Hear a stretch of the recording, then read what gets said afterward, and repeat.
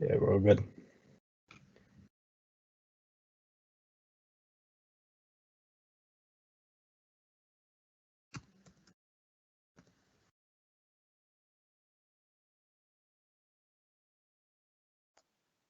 It started, Chair.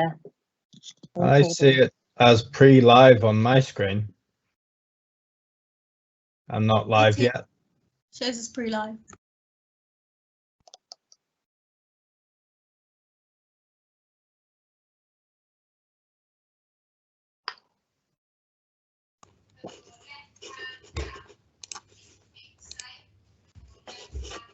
Are you there, Simon? I've pressed start. I think that's. I'll try my start button.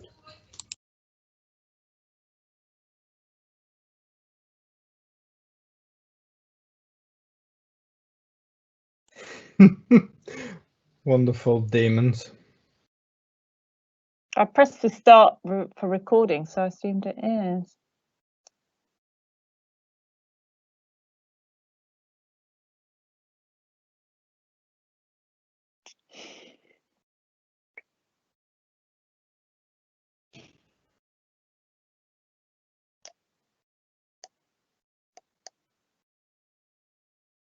Sorry about this.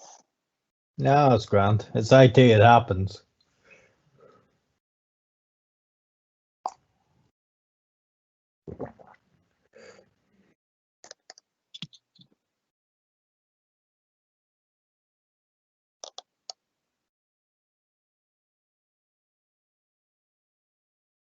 Right, I'm trying that again. And we're live. Thank you. Good evening, councillors, ladies and gentlemen. I am Councillor Emmett McKenna, Chair of the Planning Applications Committee. I would like to welcome you to the Planning Applications Committee, which is being held online as permitted by the Coronavirus Act 2020. The public and the press can observe the meeting by following the link from our website. Agenda papers, including the update pack, have been published on the Council's website. To help those observing the meeting, we will be presenting some information on slides as we go through the agenda. Before we start, councillors attending will be asked to introduce themselves. This is for the benefit of the public and also to ensure that all are in attendance as expected and they can hear and speak to the meeting. Members have been asked to make me aware if they wish to speak on an item in advance. This does not prevent additional contributions being made, but I ask all councillors to notify me when you wish to speak in the chat section of your screens and then wait to be called. When not speaking, please will councillors put their microphones on mute. When called to speak, please unmute your microphone and pause briefly to allow for the slight time delay. It is possible that loss of connection may occur, but as long as we have 5 members still in the meeting, we will be quorate. I will now do a roll call of councillors. As I say your name, could you introduce yourselves to the meeting? I am Councillor Emmett McKenna, Chair of the Planning Applications Committee, and I represent Whitley Ward. I will call on the other members of the committee alphabetically. Councillors, please state your name and the ward you represent. Councillor Carnell.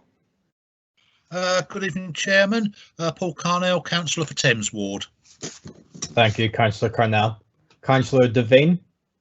Thank you, Chair. Ricky Devine, Lib Dem Councillor for Tilehurst Ward. Thank you, Councillor Devine. Councillor Ennis.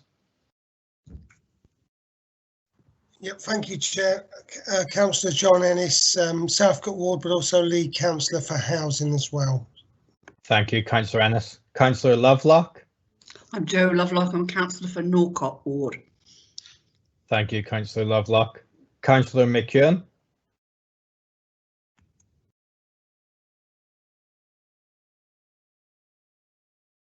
Councillor McEwen, are you on mute or temporarily away? Sorry about that. Hi, Thanks. good evening, Chair. Councillor Ruth McEwen, I'm Councillor for Church Ward. Thank you, Councillor McEwen. Councillor Page.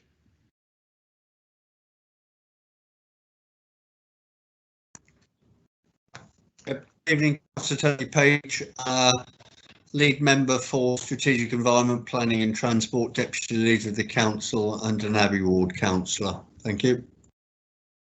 Thank you, Councillor Page. Councillor Robinson. Good evening, Chair. Good evening, everyone. I'm Councillor Simon Robinson, representing Peppard. Councillor Rowland. Good evening, Chair. Hi, my name's Karen Rowland. I am an Abbey Ward councillor and I also am the lead member for Culture, Heritage and Recreation. Thank you. Thank you, Councillor Rowland. Councillor Dayapal Singh has given his apologies and is not in attendance at this meeting. Councillor Sokole. Good evening, Chair. Councillor Sokole here, Councillor for Caversham and Vice Chair of the Planning Applications Committee. Thank you, Councillor Sokole. Councillor Stanford Beale. Good evening, Chair. Councillor Jane Stanford Beale, Councillor for Peppard Ward and Deputy Leader of the Opposition and Lead for Strategic Environment Planning and Transport. Thank you, Councillor Stanford Beale. Councillor Josh Williams. Good evening, Chair. Yeah, Josh Williams, Park Ward. Thank you, Councillor Williams. Councillor Rose Williams has presented her apologies and is not in attendance at this meeting. Thank you. Thank you, councillors. I would also like to introduce to you the officers who are in attendance tonight. Julie Williams is the Acting Planning Manager. She is our Senior Planning Advisor and she is responsible for the work of the planning team. She will advise me tonight on any matters relating to planning policy, guidance and practice. Case officers Alison Amoa, Matthew Burns, Ethne Humphreys, Claire Ringwood and Stephen Vigar are presenting the application reports this evening. Wendy Battison is a planning solicitor in the Council's legal department. She is here to advise us on planning and local government law and help ensure that when the committee makes a decision, it is both within its powers and legally sound. Darren Cook is the Transport Development Control Manager and provides advice on all transport aspects of the planning proposals. He is also the Council's Sustainable Drainage Advisor. Simon Hill and Jenny Hazel are committee service officers taking minutes of the meeting and producing this live broadcast. Then we'll move to some procedural items. With the introductions out of the way, let us now turn to the agenda. For the voting on items of this meeting in part 1 of the agenda, I will ask, are we content to proceed? And pause for 5 seconds. I will take silence to mean that all members are agreed. I will then turn to the minutes. Councillors, can I agree that this is a true and accurate record of our previous meeting? Thank you. With silence, we are unanimous. Declarations of interest. I currently have no declarations of interest. Councillors, are there any declarations of interest to make? Thank you. We have none. Questions. We have no questions submitted to this meeting.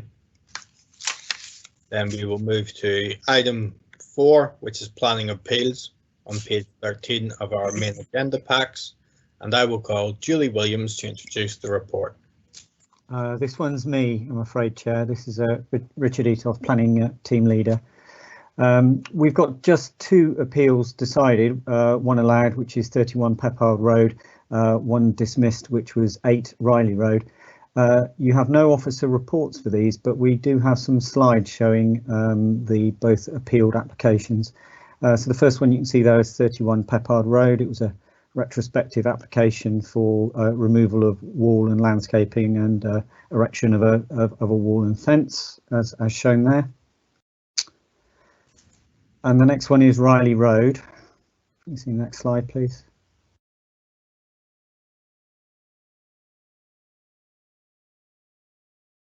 Yeah, there it is. So this was an appeal dismissed, mostly on design and character of area grounds for the demolition of one property and the erection of 4.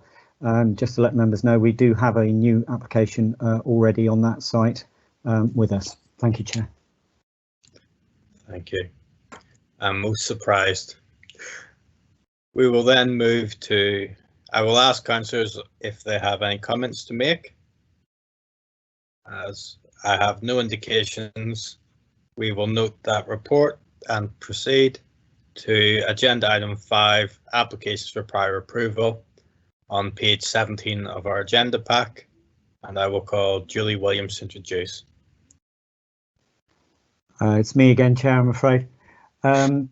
Applications for prior approval. So developments that qualify for prior approval are submitted to the Planning Department, and these are passed automatically, providing they meet the criteria in the regulations. Sorry, there's nothing to add to the report that you've got there, Chair. Thank you very much. Thank you. I have no indications to speak on this item, so I will then ask councillors if they wish to speak now, or are we prepared to note the report? With silence, we note the report and then we proceed to part 2 of our agenda, which is the applications to be decided tonight. The agenda items 11, 8 the beaches, and agenda item 12, 18 Parkside Road, have been brought forward in our agenda to be decided ahead of the others because we have public speaking. And we will start with item 11, which is 8 Beaches, Tilehurst, and applications 201964, and I will call Julie Williams to introduce the application on page 239 of our agenda packs. Thank you, Chair. So this is 8 The Beaches. It is a detached 2-storey house which was built along with 2 other houses, number 6 and number 7 The Beaches, originally accessed off the beaches via shared drive. If you have a look at slide 1, that shows you the site layout as originally allowed on appeal. Number 8 is the top house in that row of 3. The photo on slide 2 shows you the current layout. Number 8 can be seen with a line of hedge, and also you can see the new gated entrance from off of the beaches directly. They gained permission for that access in 2018. So the application we are considering tonight is seeking permission to relocate part of the internal boundary, so where the hedge line is shown, and to close off the access from the shared drive. The original plan submitted with the application indicated that this would be achieved by a combination of hedge and fence, but amended plans have been submitted to confirm that their proposal is now for a hedge to form the boundary enclosure. The reason planning permission is needed for what in most properties would be permitted development is due to a planning condition imposed when the development was allowed. Condition 10 is repeated in the report several times, but also shown on slide 3. Thank you. I'll read it out for you. The area shown on the submitted drawings for the parking, turning and circulation of vehicles shall be constructed and kept available for such use at all times. No development, whether or not permitted by the Town and Country Planning General Permitted Development or Order 1995, or any order revoking or reenacting that order, with or without modification, shall be carried out on such areas or in such a position to restrict access to such facilities. If a developer considers that a condition is no longer relevant or they want to do works that might otherwise be prevented by a condition, they can apply for a condition to be removed or changed, or in some cases applied for the works that the permission would otherwise restrict. The report explains that planning conditions should only be imposed where they are 1, necessary, 2, relevant to planning, 3, relevant to the development to be permitted, 4, enforceable, 5, precise, and finally, reasonable in all other respects. The wording of the condition refers only to parking, turning and circulation of vehicles and is typical of a condition used to ensure safe and convenient vehicular access, to make sure it's provided at the start of the development and also maintained. However, the inspector's reasoning for the condition in the decision letter also refers to the appearance of the development as being a reason for this condition.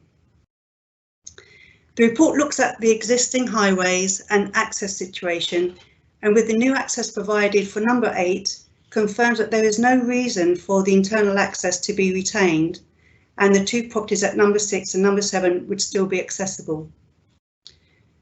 The report also looks at the appearance of the site. So if you can go to slide 4.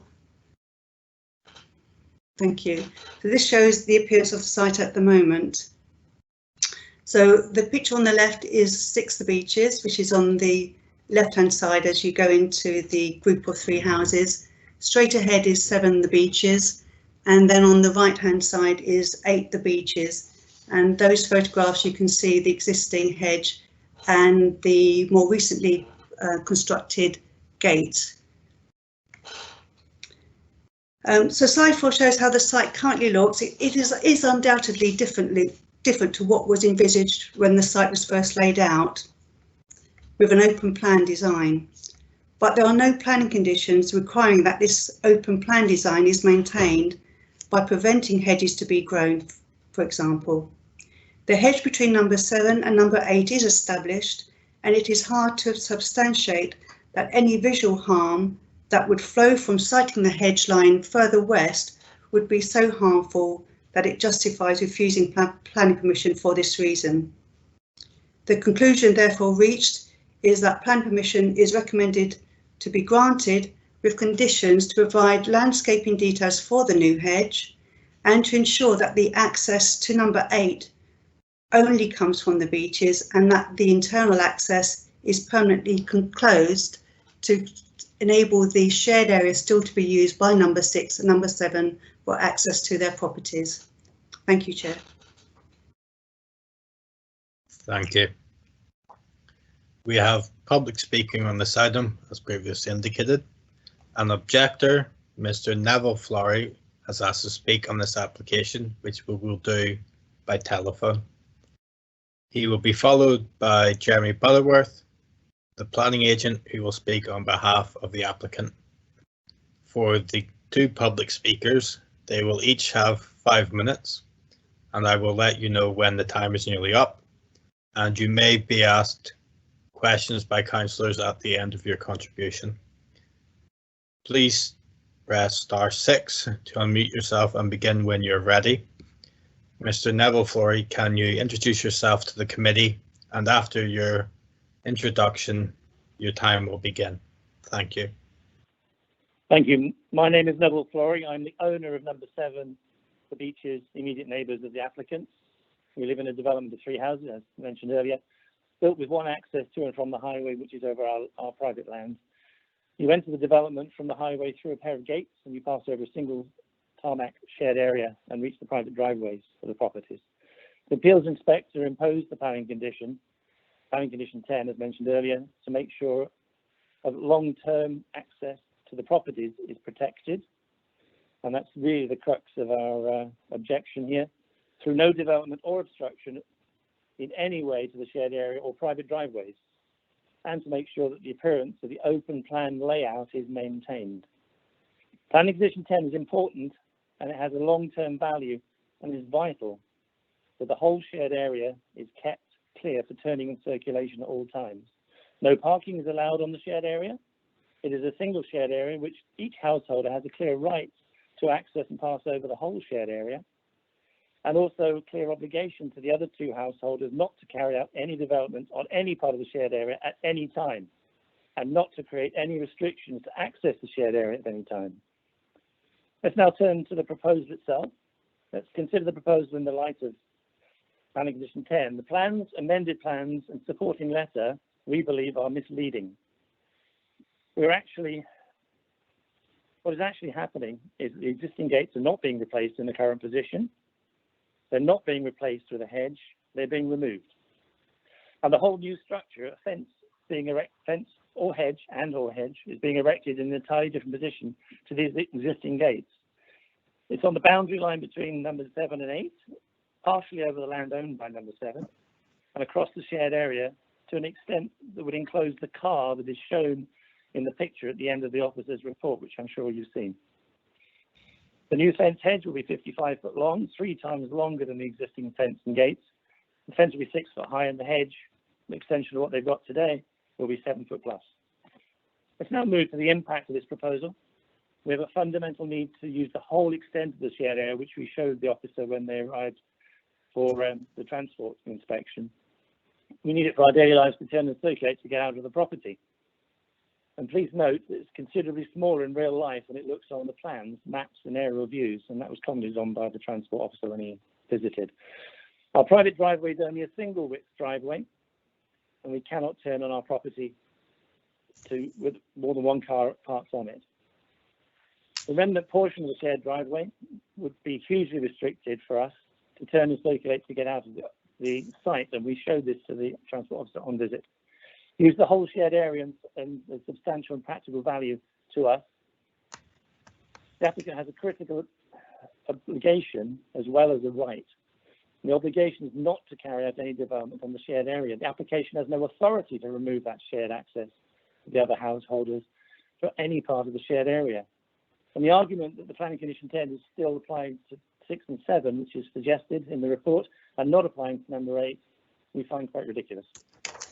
Today, the applicant's turning space is over the shared area. The applicants have stated clearly they want to reinstate that shared area behind the fence as garden, and hence no turning area will be allowed or will be available within number 8 curtilage. The reinstatement of the garden would remove their ability to turn safely and hence would create a fundamental highway safety issue within plot number 8. I need to remind councillors that planning condition 10 is only applied to the highway, not only by the highway safety, but also no development on the private driveways, and the open plan layout and appearance should be preserved for all 3 properties. We will not give permission for any works across our boundary or over our land, and the shared area cannot be partitioned on a whim. The proposed hedge will affect the roots, hedge roots will affect and damage the remnants hard standing.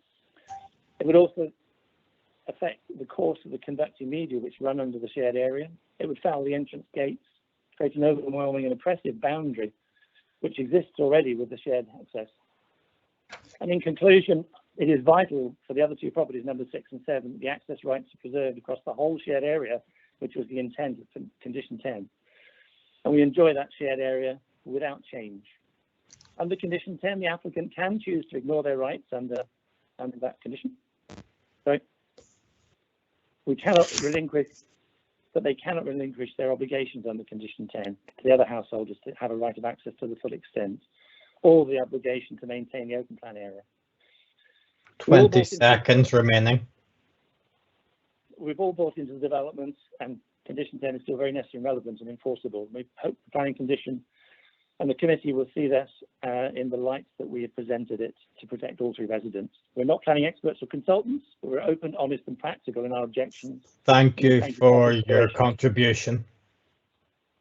I have an indication from Councillor Devine that he'd wish to ask a question of you. Sure. Councillor Devine, please ask your question. Yeah, thank you, Chair. Okay, I gather your contention is that some of your land is actually being subsumed by the new fence, or behind the new fence. That's one of the questions, yeah. Sorry? That is one of the items, yes. Okay, and that once that turning circle is blocked, you have no other way of turning a vehicle around easily. Correct, yes. We'll have centimetres of clearance out on that shared area to turn. It's about a 7-point turn you'd have to do. Okay, I just wanted to be clear on that. The new proposed fence is actually going to block off some of your land. That sounds. Oh yes, correct. Right. Yes, it will go across our land, and it would also block access to a substantial portion of the shared area, which we all have access to. And Okay. the practical issue with that is that area that will be lost is essential for us to be able to turn to get in and out with convenience. And unfortunately, my wife has Parkinson's, which is a progressive disease, and she's struggling even now to use the whole area. If we now take a substantial portion away, it'll be, well, near enough impossible. Thank you. Thank you. Thank you. Councillor Rowland, you've indicated you wish to ask a question. Thank you, Chair. Yes, I'd like to ask a question of the objector. Mr. Flory, can you describe the challenges that you will have trying to remove a car? And I don't know if you could substantiate how many seconds it takes you to move your car now, as opposed to how long it's going to take you to move and get out with such a situation. Okay, so currently with a single width driveway, we only have room to park cars one behind each other.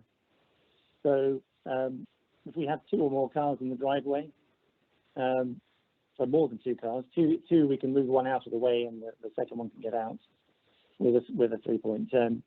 If we have more than 2 cars, and up to recently we had 2 children at home, so we couldn't get those in and out without moving multiple cars onto the shared area. And that moving onto the shared area takes quite a bit of time. So we have to use the whole area to be able to turn. If we restrict that area significantly, we will have, I think we worked out about 50 centimetres front and back of the cars to be able to turn. So the time taken, we were looking at 5 to 7-point turns, which takes a lot longer than a 3-point turn. But, and we don't believe that's acceptable. Chair, can I ask? Thank you. Yes, Councillor Rowland. Thank you, Chair. I know that I'm probably trying to define what Councillor Devine asked also, but could you describe to me in terms of there's what we call a red line, so an actual line where your property line is and where number 8 Beaches property line is. Are you saying that what they're planning to do is going to impede into your red line? And if so, could you tell me by how many centimeters and what that impeding might look like? No, I can't give you accurate numbers because the plans are too vague and too small to give you that in centimetres. No. What we do know, though, is that it is across our boundary line and it's on our land, which is towards the gates. We have actually written to the applicant, which they should receive today or tomorrow, stating our position on our ownership of that area of land. It's very clearly impeding on our property. Okay, thank you. Thank you, Chair. Thank you. Councillor Stanford Beale, please ask a question. Thank you. Can I just ask the applicant about the hedge? Originally, having read the documents from the original planning inspector's decision, it was that this area was supposed to be open plan in nature. Is that correct? Yeah. Correct. Yes, indeed. Yeah. And we all bought that from you. We've all been there since the new property. You bought the new property, so it was. So when you moved in, it was open plan, and there was a shared area, and you could swing your vehicle as required. For the last 18 years, yeah. And that's what we all bought into, and we contracted for. Yeah. Right. I don't know if you've done to look at the statement we sent through on Monday. We did apply a couple of pictures. Yes, I've seen the pictures, but I've seen very tall hedges, which seem to be contradictory to an open outlook, an open Correct. plan area. That is exactly what is there between us and number 8 today. The Right. other picture is what it is between us and number 6, which is how it should be. Right. So that sort of hedge would not be there. It contravenes the open plan, but in planning terms. And that's going to be 3 times as long as it is today. Yeah, that looks rather oppressive in my opinion. The other issue. Can I just add to that we can evidence the damage it's made. It's actually stopped the privet hedges growing along that area, and also it's killed the grass as well. So it's having a detrimental effect to our private garden. Yeah. The other thing was about the existing gate and the pier. You're saying that wasn't built in line with planning. It was a breach of planning that was granted for that. Can you just explain about that, please? Sorry, no, the wooden fencing. No, I think you said the pier, the pier that the gate's attached to. That was built too far out. No. It was built as planned. Built as planned. Okay. Thank you for that. Thank you. Councillors, do we have any further questions? Then I will thank you, Mr. Flory, for addressing the committee. I will now call upon Jeremy Butterworth. You will have 5 minutes and I will let you know when the time is nearly up. You may be asked questions by the councillors at the end. Please press *6 to unmute yourself, and after your introduction to the committee, then your time will begin. Thank you. Thank you. Hopefully you can hear me. We can indeed. Thank you. Good, thank you. That's brilliant. Hi, my name's Jeremy Butterworth. I'm the planning agent on behalf of the applicant. I probably might take 5 minutes because the planning officer's report said most of the things I was going to say. But what I will say is the original condition 10 of the appeal decision was actually included on the consent for the benefit of the existing residents of 1 to 5 the beaches to prevent congestion from the new dwellings. And obviously the proposed changes are because there is no longer a need for the gate onto the shared driveway, as well as an alternative exit directly onto the beaches from the parking area of number 8. The proposed boundary is along the boundary as defined by the land registry title of both properties, and has been based on the land registry plan, and we actually have copies of both land registry plans which we have used for this purpose. So no area will encroach into the neighbouring property. The only planning considerations in reality in respect to this application are in respect of highways and design. The neighbours have their own turning area as shown on the original planning permission, and as used by the neighbours. The highways officer has visited the site and has not objected, and considered that no harm would be caused and there would be no loss of turning space for any of the residents as a result. The design is, you know, a boundary hedge basically, and obviously there are no planning restrictions on the current hedge or hedge height or anything like that. And obviously further details can be secured by condition to sort of restrict the height or any further design enhancements. And the other matters raised by the objectors are not really material planning considerations, so shouldn't really be a focus of the consideration. And therefore, you know, in respect of the application and in accordance with the officer's report, there are no planning grounds to refuse the application. Thank you. Thank you. Councillor Rowland has indicated that she wishes to ask a question. Please do so. Thank you, Chair. I'd actually like to ask a few questions, so perhaps if you could humor me. Mr. Butterworth, I take it you're an agent, so the neighbors or the owners of the property chose not to attend this evening and to have you speak on their behalf. And I'm I'm quite a bit upset about that, but you know, we have to deal with planning considerations and everything else like that. I mean, this is a situation where, from all appearances, Mr. Butterworth, it appears to be a, let's see, an aggressive move by your by the persons that you're representing.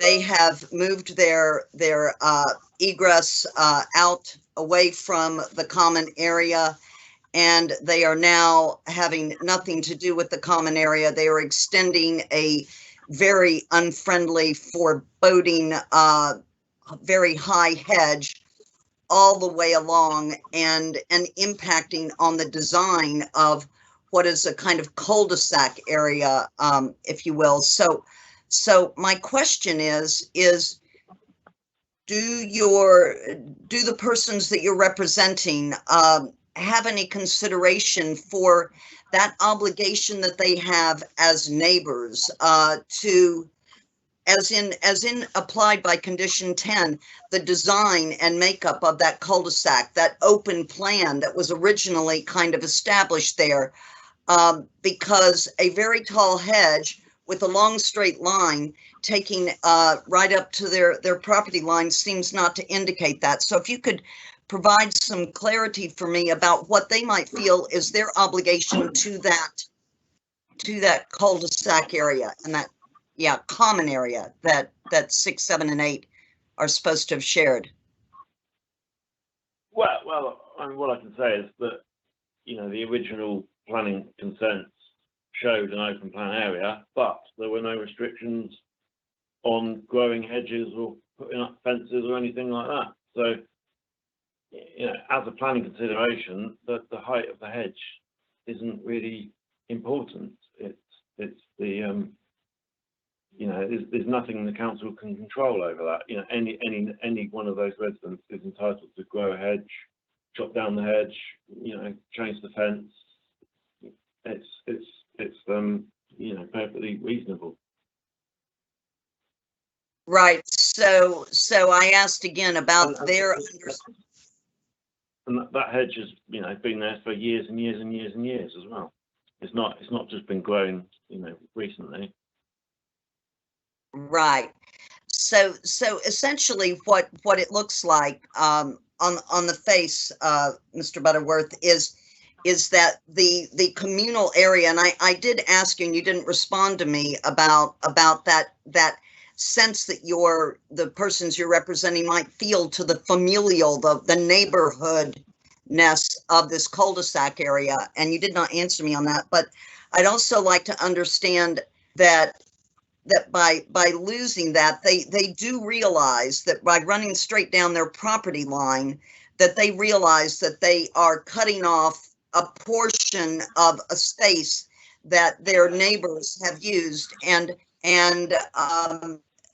is there any sense of again, that feeling of obligation might have to participating within that community or not? I mean, the space that's to be cut off is effectively just the entrance to the gate, which is not designed to be a turning area for the neighbouring properties. The neighbouring properties already have their own turning areas, as you can see from the plan. You know, it's literally just the entrance to a gate with some landscaping. It's not intended to be a turning area. Right. So I'm going to give you one more shot here. Does the neighbor have any sense of obligation to 6 and 7 to work in a cooperative fashion with them to create that sense of neighborliness, to maintain that cul-de-sac, that kind of rounded open plan type of appearance or anything? Is there any desire on their part whatsoever to work with their neighbors on this, or is this simply just we want nothing more, we're putting up a hedge and that's it? I mean, that's not for me to say as I'm not the applicant, but my understanding is that, that they have their own separate access and they don't need this access anymore. And my understanding is the reason this separate access was created was because they frequently were sort of locked out of the shared driveway. They were locked out of the shared driveway. That's my understanding, yes. Okay, that would be new. Okay, thank you very much, Mr. Butterworth. Thank you. Thank you. Councillor Devine, please ask your question. Mr. Butterworth, we heard a few minutes ago from Mr. Flory, the objector, that the new fence was going to actually invade his property. You're saying it doesn't. Sorry? That is correct, yes. Okay. The red line on the planning application and the proposed boundary line on the planning application are exactly the same as the land registry plan. Okay, so you're saying that the area you're fencing off is not belonging to number 7? No, it belongs to number 8. Okay, that's interesting. And in terms of the turning circle, you again contend that there is no effect on the turning circle and that vehicles entering and leaving from number 7 do not need what used to be the turning circle. They can carry on using what's left of the land. Is that right? Well, the highways officer has been on site and assessed it and agrees that they have their own turning space, and this isn't a turning space, it was just an access to a gate. Okay, thank you. Thank you.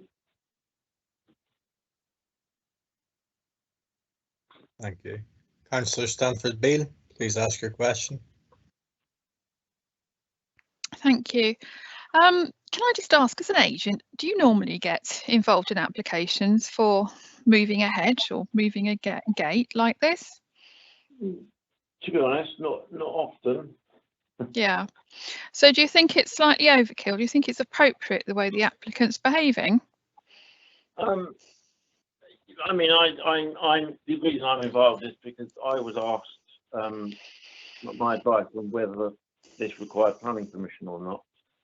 And obviously my conclusion was because of the previous condition it did. So then I was asked to, make the application. Because my reading as a condition is that this was supposed to be a shared drive, a shared area where all the residents here had equal access over this area, and that couldn't be changed in future. It was supposed to have an open outlook, not have a hedge down it.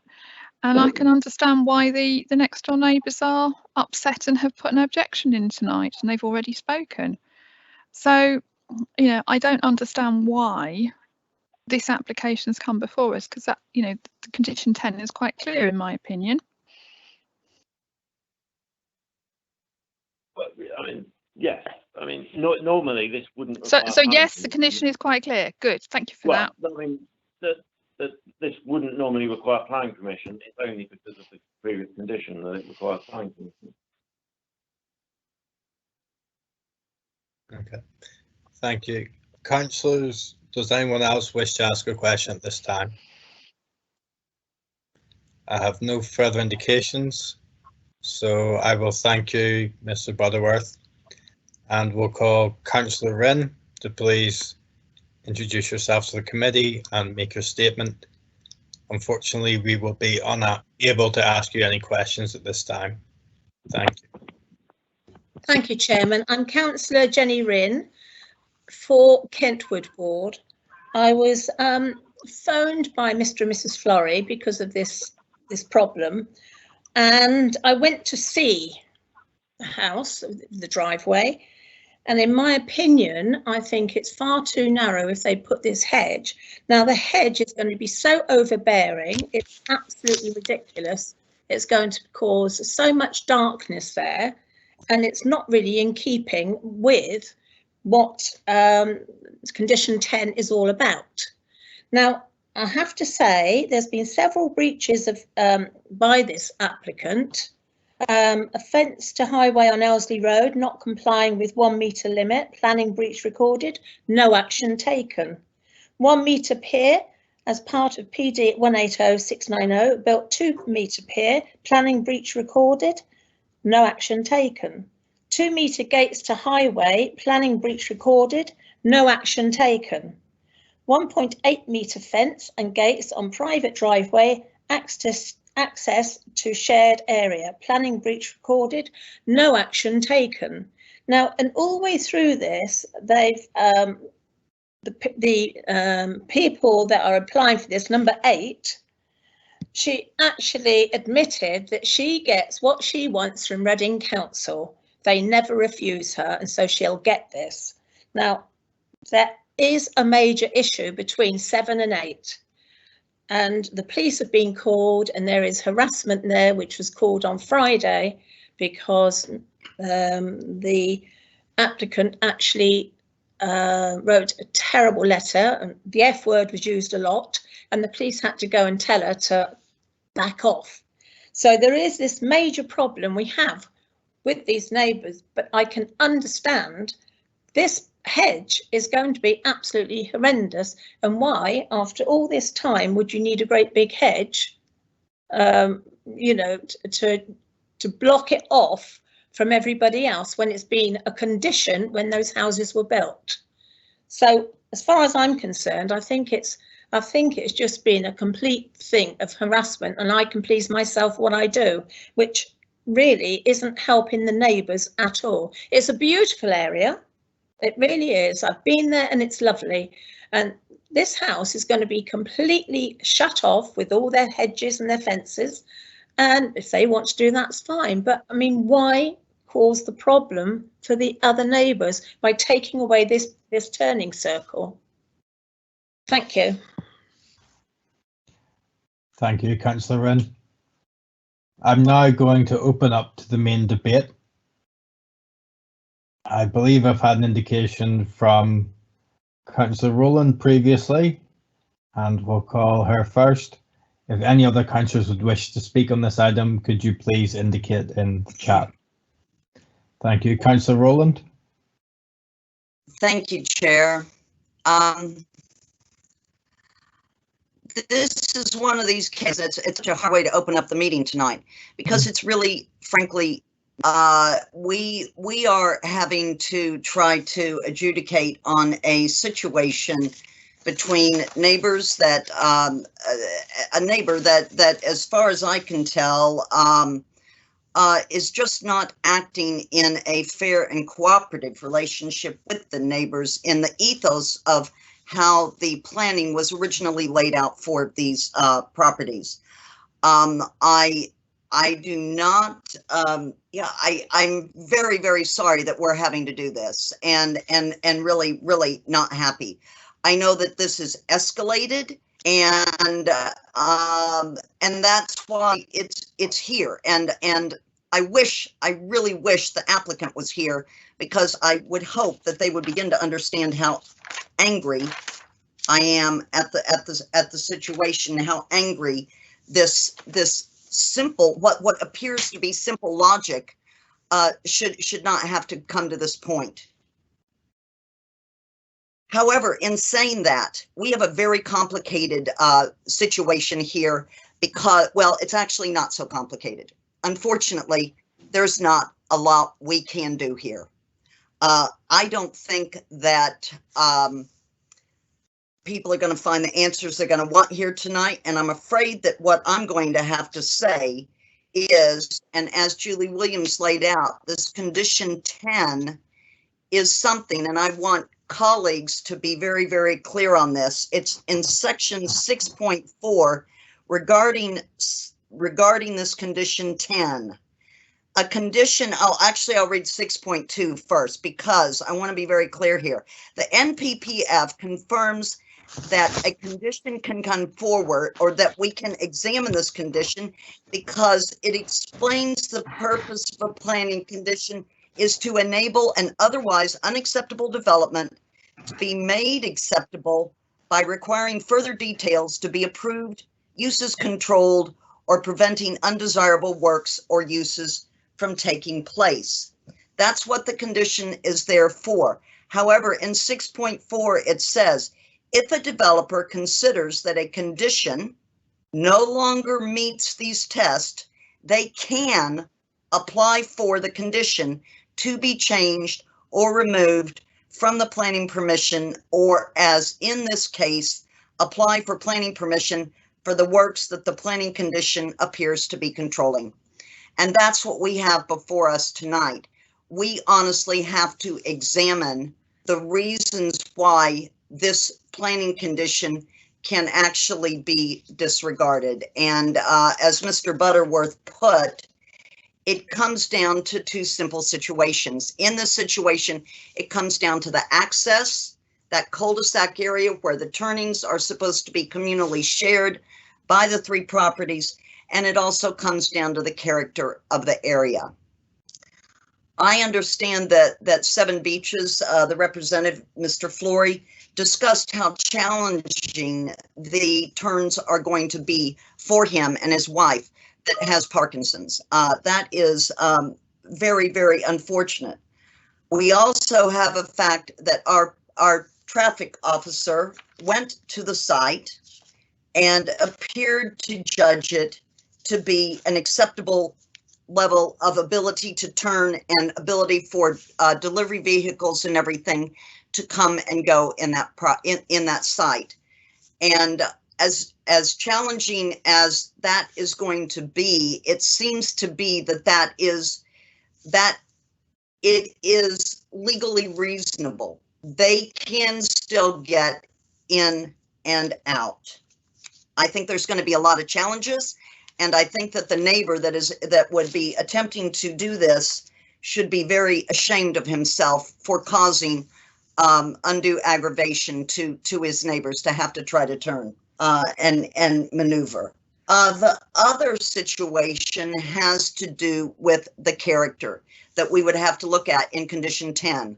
And again, in the officer's report in section 6.16 and 6.17, they state this. However, by reference to the photographs, the existing hedge and gate are not unpleasant to look at. They've actually gone out and seen this. And the proposal to move the boundary hedge and to eventually replace the gate with an extended hedge will result in a very small change to this appearance. They furthermore go on in section 6.17 that when assessed against policy CC7, it is difficult to see how the proposed change to the boundary would not maintain or enhance the existing landscape character and appearance of the area.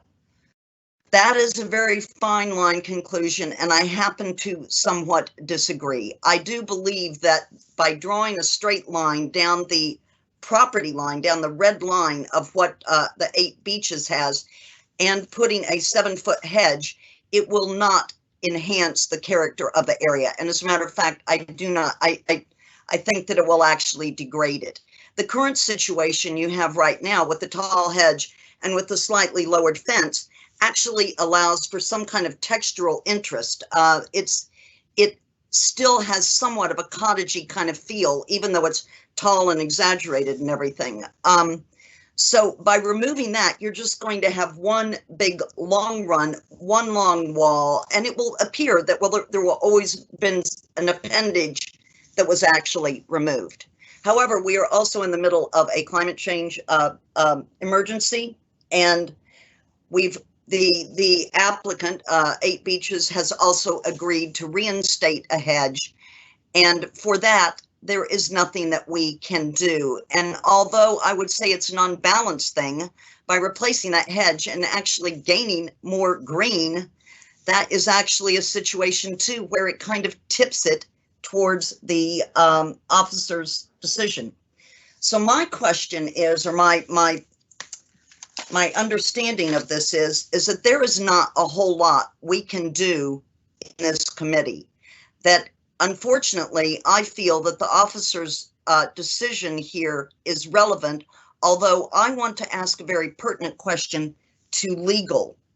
So if we were to approve this tonight, can they still enact the planning permissions without exhausting the significant covenant issues, which condition 10, which is also implied in their deeds, can they enact those planning permissions without exhausting a route through magistrate's court or whatever to actually deal with it through that fashion? So that's my question for legal, Chair, and I might come back in a minute, but right now, until I hear a response from that, my recommendation would be, regrettably, with deep regret and with a great chiding to 8 beaches, to unfortunately go with the officer's recommendation. Thank you, Chair. Thank you, Councillor Rowland. I'm going to call the other councillors who have indicated first, and then allow our officers to address all of the concerns, and then you may be called to speak again if you wish. Councillor Devine, you're the next to indicate, and you'll be followed by Councillor Stanford Bale. Okay, thank you, Chair. First of all, can I just ask officers, are they happy that the red line of which this fence is going to go up at is indeed the red line as recognised by the Land Registry? Because Mr. Florey seems to think that it isn't, and I'm a little unsure. So if officers could come back to me on that one point, that would be very useful. In terms of condition 10 and the original planning permissions, I think we can test it. It's right that we should consider it, but the original development was for 3 fairly open houses with large areas of lawn and no great fences. It seems to me that number 8 has breached that, and certainly the spirit of the planning of condition 10. And I don't think that they should be allowed to carry on planting even more hedge. The issue of planting the hedge or a gate, does it make any difference? I'm not sure, but nevertheless, I think they have had no regard to condition 10 previously, and trying to use it now as the way to get around to change the character, the entire character of the development, I think is wrong. So I'm not at all happy with the changes being requested. And I think I'm fairly convinced myself that I will be voting against accepting this request to change the character of what has been a very nice development. And I'm even less inclined to, having heard some of the history of the applicants themselves. I think this is almost down to a civil disagreement and possibly antisocial behaviour and possibly bullying, I don't know. It's not something that we should be judging here. Nevertheless, there is something of a history going on here, and also a history of disregard to planning conditions in previous attempts. Okay, I think that's it for me. Thank you, Councillor Devine. I'll now call Councillor Stanford Beale to address the committee. Thank you, Chairman. I'm very concerned that there was a planning condition which everybody else has complied with, that it should be shared space and there should be an open outlook, and yet we've had one property where the owners decided to plant a high hedge, and now they've decided they want to enclose some of the shared turning space. I think if we allowed this to go through and we don't refuse planning on it, that it just opens the floodgates for other things to happen. It's not the way we want people to behave. A high hedge there is going to cause it's restricting the outlook for the other residents. They're pretty high already. If they're not clipped on a regular basis, they're going to get extremely high very quickly. They're much more difficult to maintain when they've got to that height. You've got to have really got to be having a ladder to get up there and do it. It's not just a question of if it's a 4-foot hedge, you can just quite easily stand there with a hedge trimmer and cut it. So I am very concerned this is going to become a very big hedge very quickly. And then of course when you do have large hedges like that, you get all the issues of shading, of the ground drying out, and then it's a nuisance for the next door neighbours and their garden. So I really do, I think that we should uphold this condition. I don't think there's enough justification to remove it just because one applicant wishes to have this removed. This is what they signed up to. This was the covenant that they signed when they bought the property, and I don't think that we should be removing it by granting planning permission. So I'm going to object to this, not support it. Thank you.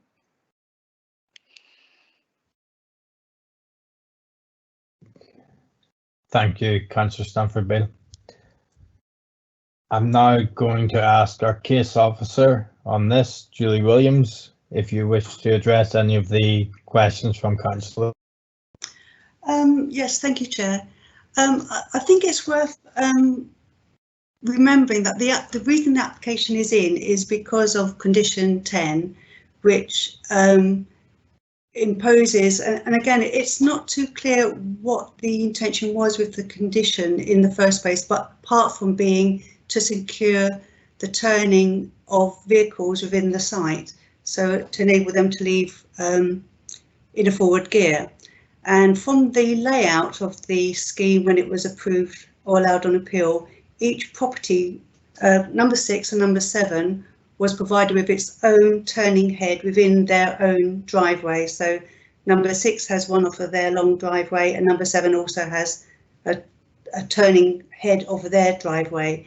The shared area, and I've tried to show this in my report with blue and yellow colourings on the approved plan. I don't know if it's in my slides, but it's in my report, shows the area that is the communal area. So the area where the all residents at the 3 properties would have to pass over to reach their respective driveways, their private driveways to their properties. And so my reading of the condition is that the purpose of it is to ensure that that area is retained so that vehicles can still get to their properties and away again. It doesn't refer to the visual amenity of the site. And indeed, when the inspector was reasoning what conditions to impose, bearing in mind back in 2000, when this was actually being dealt with at a public hearing, there was a lot of objections from the rest of the properties in the beaches and properties at the back of the site opposed to this development. There was no condition imposed regarding that the open plan nature of the landscape would be protected, and the council had recommended that they have a landscape maintenance plan as a condition if the development was allowed on appeal, but the inspector took that away. He said he wasn't necessary. So there was the opportunity there for the inspector, if it had been relevant to his decision, to say that open plan nature should be protected. He didn't, he took that away. So there's no restriction on hedges or planting or trees or whatever to be planted within this area in planning terms. I'm not going to stray into the areas of covenant. Maybe Wendy will talk about that in a minute after I've finished. So that's why, because the condition would suggest that this could be making that general area smaller, the shared area smaller, that's why they've applied for plan permission for the change. In terms of ownership, the red line plan submitted with the application would appear that they have said on the application form is along the line as shown on their title deeds, and in accordance with regulations to ensure that they hadn't encroached onto their neighbour's property, they also served notice on their neighbour to advise them that the application was being submitted before the application came in as required by regulation. So in terms of procedural matters, I'm happy that all has been dealt with as it should be. As you members know, you don't need to own a site to put a plan application in for it. So actually ownership isn't really relevant. It's relevant in terms of the owner allowing you to implement the permission. Wendy, did you want to speak on the covenant side of things? Yes, good evening, members. In respect of the covenants, that there are, as I understand it, there are covenants that mirror condition 10 on each of the properties' titles to the land. And a covenant can be granted whether or not you own the land. So even though the Florries may not, and it's not certain either way, own the area of land over which the application is permitted, nonetheless they will have a covenant that mirrors condition 10 for the whole of that area in respect of the turning head. In respect of that, those are private rights, and there is action that can be taken by any of those that are that have their covenants breached to rectify that in the courts of law. It would be in the civil courts, or potentially the property tribunal, and that would be separate to, obviously, that is not a material consideration as such in respect of planning matters, but nonetheless there are actions that can be taken by the owners of number 6 and number 7 if the turning head is or the development contravenes the covenants that they have on their title in respect of the use of that land. But that, as I say, is not a planning consideration. I hope that helps explain. It helps somewhat. I believe Councillor Rowland's question was not on the planning consideration of the covenant, which we all agree is not for planning to decide. It is, does the covenant need to be discharged before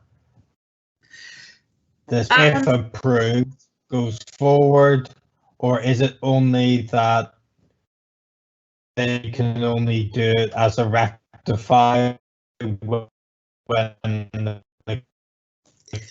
covenant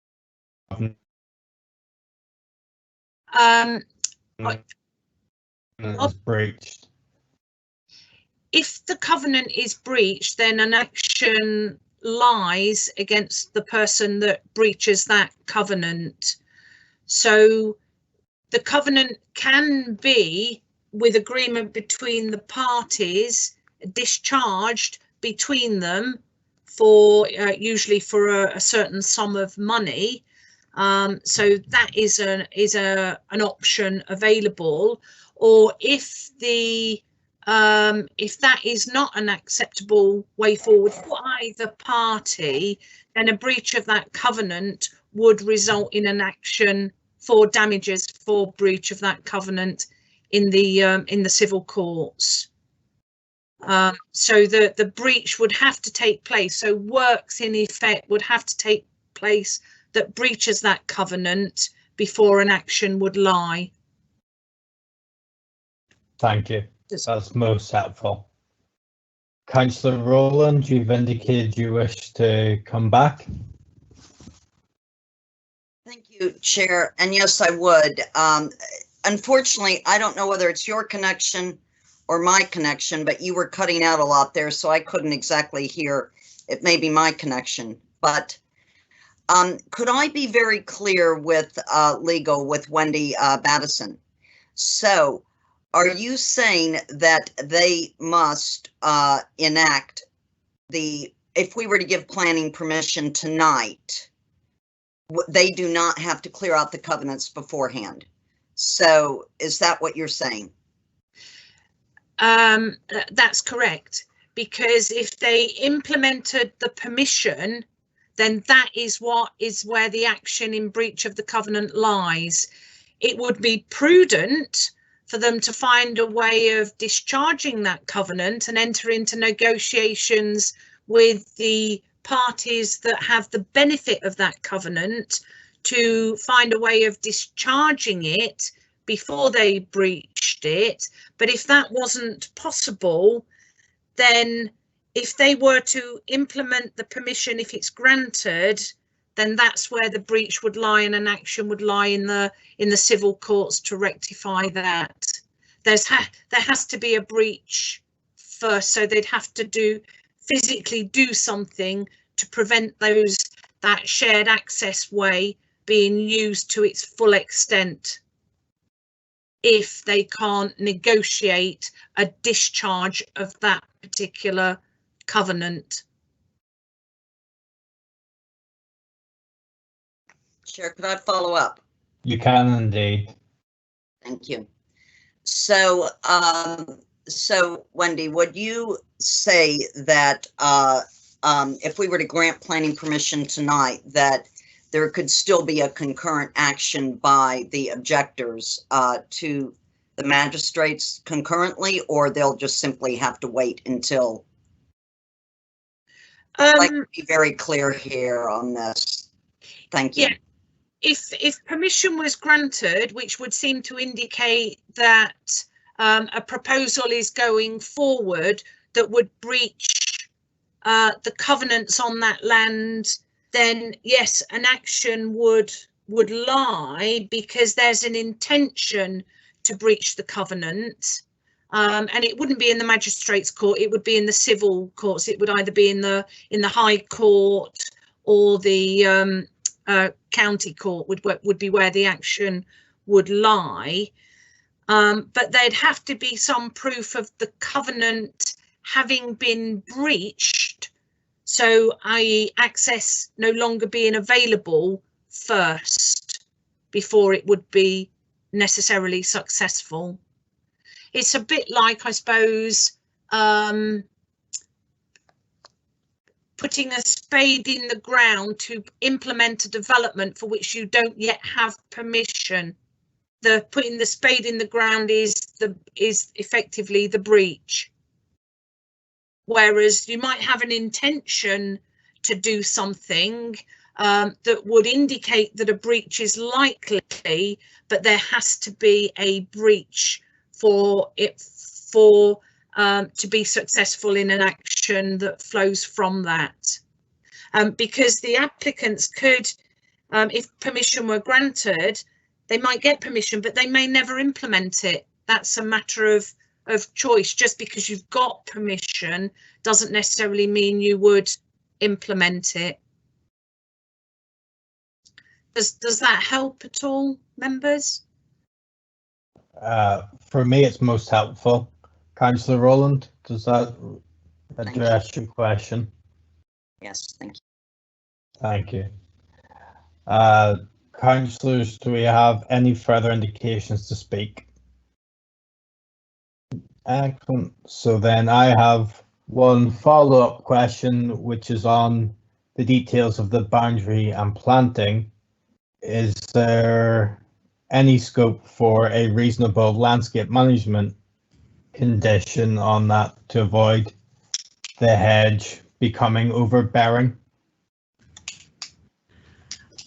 Yes, indeed. That's why we have the recommended condition about landscaping to be submitted so detailed. So we wanted to know the types of plants, the timing of the planting, that sort of thing, and also what would happen in the interim. So, you know, what's going to happen between them taking out the fence and reinstating or putting in a new boundary hedge. So that's the sort of detail we'd be looking for, and we can also include within that condition that it is no higher than, I don't know if Jenny can go back to the pictures of the existing hedge at all, but you can see from the photograph where the cars are parked in front of it, it shows it's quite a, it's been kept at a single height at the moment, so we could actually condition, which would be a precise condition to say no higher than the existing hedge, so we could actually dictate that it be no higher than the hedge that's there now. Thank you. I believe that would be most helpful, and we'll propose that when we move to the vote. So I now suggest that we move to the vote on the officer conditions with the amendment of a maximum height to be conditioned in perpetuity. Then Councillor Rowland, would you be content to second my motion? As I see in the chat. Yes, I will second that, Chair. Thank you. Then I'm going to call councillors in alphabetical order. Can you please indicate if you wish to vote for the officer recommendation with the amendment I have proposed, against, or abstain? Councillor Carnell? I'm voting against the officer recommendation. Thank you, Councillor Cornell. Councillor Devine? Against. Councillor Ennis? For. Councillor Lovelock? For. Councillor McEwen? Oh. Councillor Page? Councillor Robinson? Against. Councillor Rowland? For with regrets. Councillor Sakala? Against. Councillor Stanford Bale? Against. Councillor Josh Williams? Against, Chair. So, and I will, with regret, vote for. And I just need to tally the numbers, unless officers would assist. I make that 6 votes for and 6 against, Chair. Most excellent. Helps when we are wonderful. Excellent. So as I understand, as chair, I have then a casting vote to maintain the position of the NPPF and our local development plan, which has a provision for approval of sustainable development. Am I correct in that? And I will need to ask officer assistance as we haven't had a split vote before.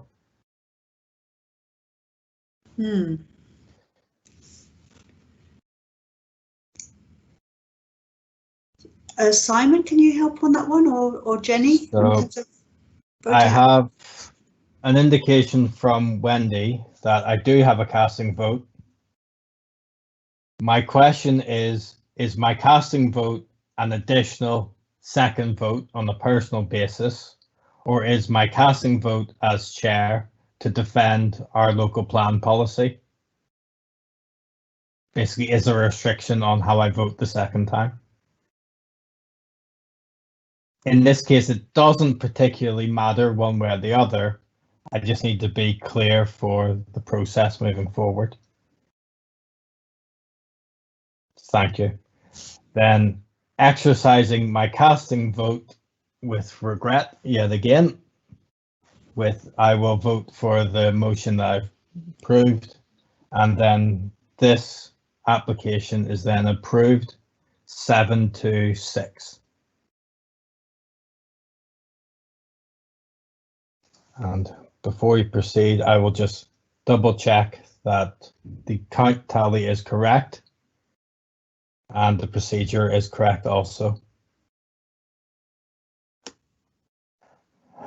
And I will echo Councillor Stanford Bale's disappointing comment. Unfortunately, I don't see how we could sustain this on appeal, and therefore acting within the context of the local plan and proper stewardness of our council's resources, I'm unable to vote against. Thank you. The permission is granted, subject to the conditions, and we move forward to the next item of our agenda, which will be agenda item 12, application 200979, which is 18 Parkside Road. And I will call Alison Amoa as the case officer to please introduce the application on page 253 of our agenda packs. Thank you, Chair. The existing site comprises a large two-storey detached dwelling, garages and annex above. It includes trees and hedges to the boundaries and within the rear garden, and is covered by a tree protection order. The site slopes from west to east and is set down below the level of both Parkside and Westcott roads. such that the existing dwelling is largely hidden from view. Slide 2, please. The surrounding context comprises a range of detached dwellings, bungalows, blocks of flats and a care home which are of varying styles and ages, largely ranging up to 3 stories. Slide 3, please. Immediately adjacent to the site are 2-storey dwellings at number 16 Parkside Road and 29 Westcott Road, the latter at a higher level than the application site. Prior to submission, a 3-storey scheme had been assessed at pre-application stage and reviewed by the design review panel, who were generally supportive of the proposal. The scheme considered at that time is shown on page 270 of the main report.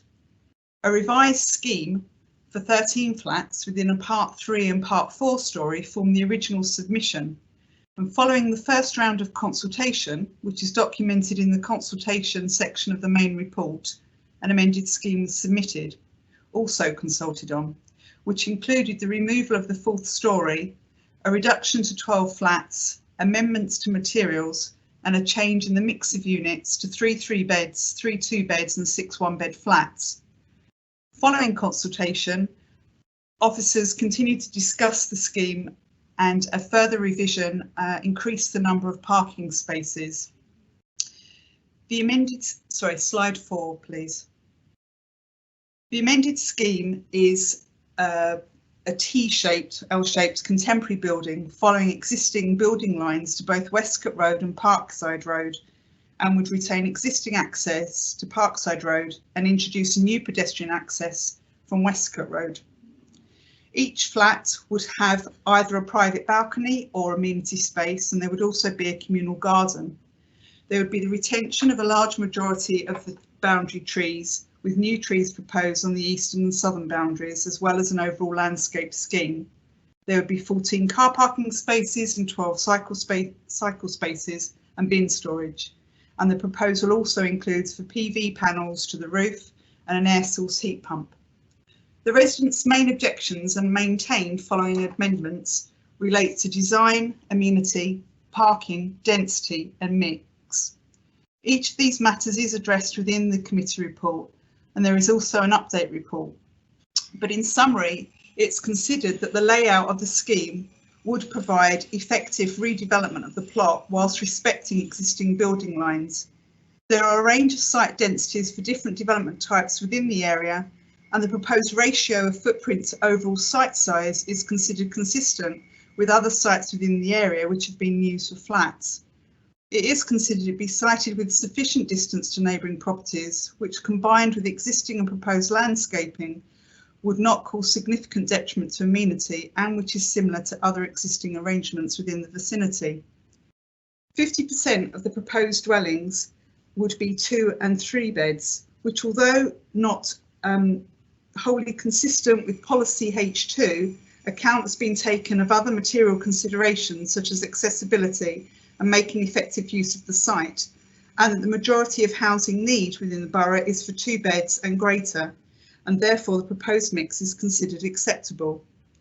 The overall site levels, further detailed in the update report, and landscaping would ensure that the 3-storey building, whilst different in height to the properties either side of it, would not be considered to be dominating within the street scene and positioned so as not to be overbearing on the adjacent properties.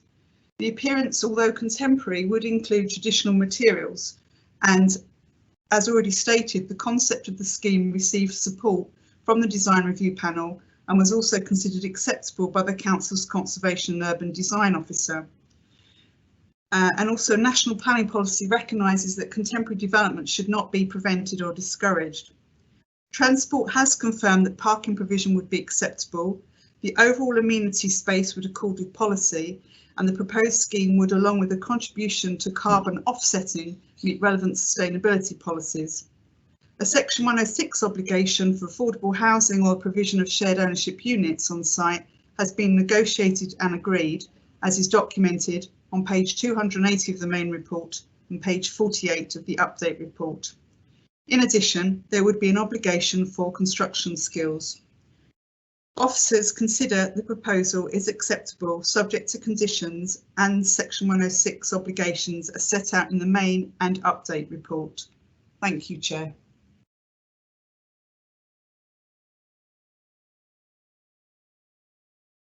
Thank you. We will now move to public speaking. We have objectors Chris Dodgson, Mark Ashton and Lisa French, who have asked to speak on this item, and then they will be followed by Edward Mather as the planning agent, and then by Councillor Liz Terry. The public speakers will have 5 minutes to introduce yourselves. For the objectors, I would ask each of you to introduce yourself in turn, because this clarifies that we can hear you correctly to the meeting and to preserve the public record. And after you've each introduced yourselves, you will have 5 minutes to share between you. And as in the previous item, you may be asked some questions. Please introduce yourselves to the committee. Chris Dodgson, can you please introduce yourself? Good evening, councillors. This is Chris Dodgson. Thank you. Mark Ashton, could you please introduce yourself to the committee?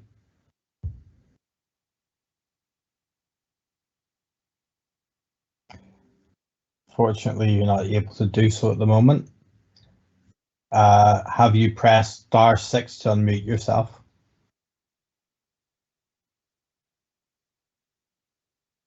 Okay, I will call Mark Ashton in a second for one last time. Lisa French, can you please introduce yourself to the committee? And please press *6 to unmute yourself and begin when ready.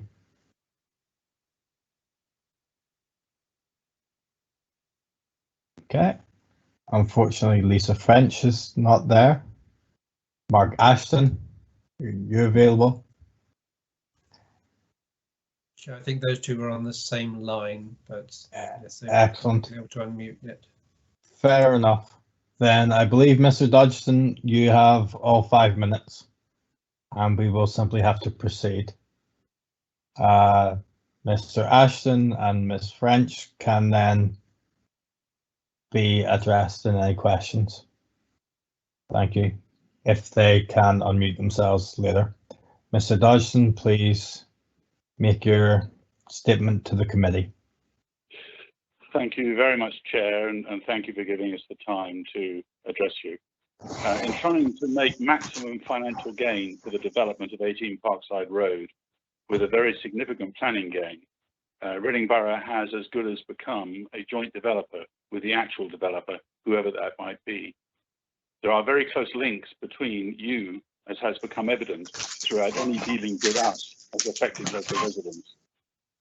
This proposed development at 18 Parkside Road, in our view, is too big for this site in height, area, bulk, and oversight of adjoining properties and gardens. The committee report in front of you is full of justifications for avoiding or not complying with your own and national planning policies that you so proudly adopted 3 years ago. We and our professional planning advisors have written at length on the deficiencies of this application, and in addition, most seriously, to explain that the ground level of this site will have to be lifted overall by some 2 meters. I note that in an updated report that was placed in front of you today, the 3rd of March, that this is disputed. You may be interested to note that in the appendix you have in front of you, in that update report, you see a side or south elevation in this update, and the ground level shown has magically dropped compared with the same drawing made available for public viewing until yesterday.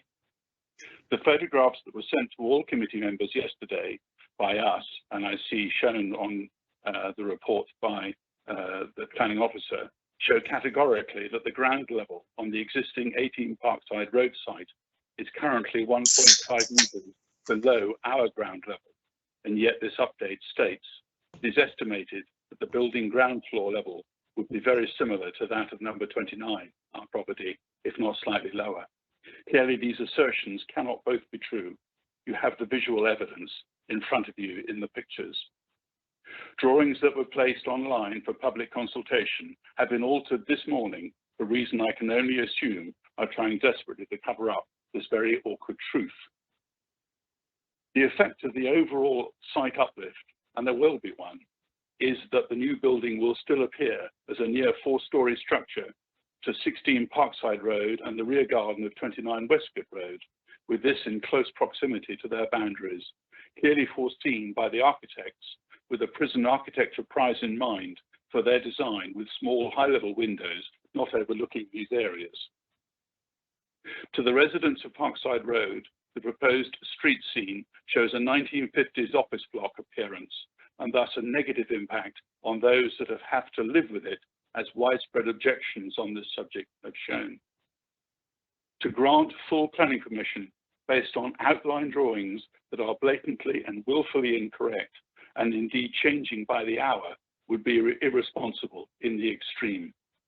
Previous examples of developments in this area that have relied on legal agreements to police the design and implementation of a development have gone horribly wrong.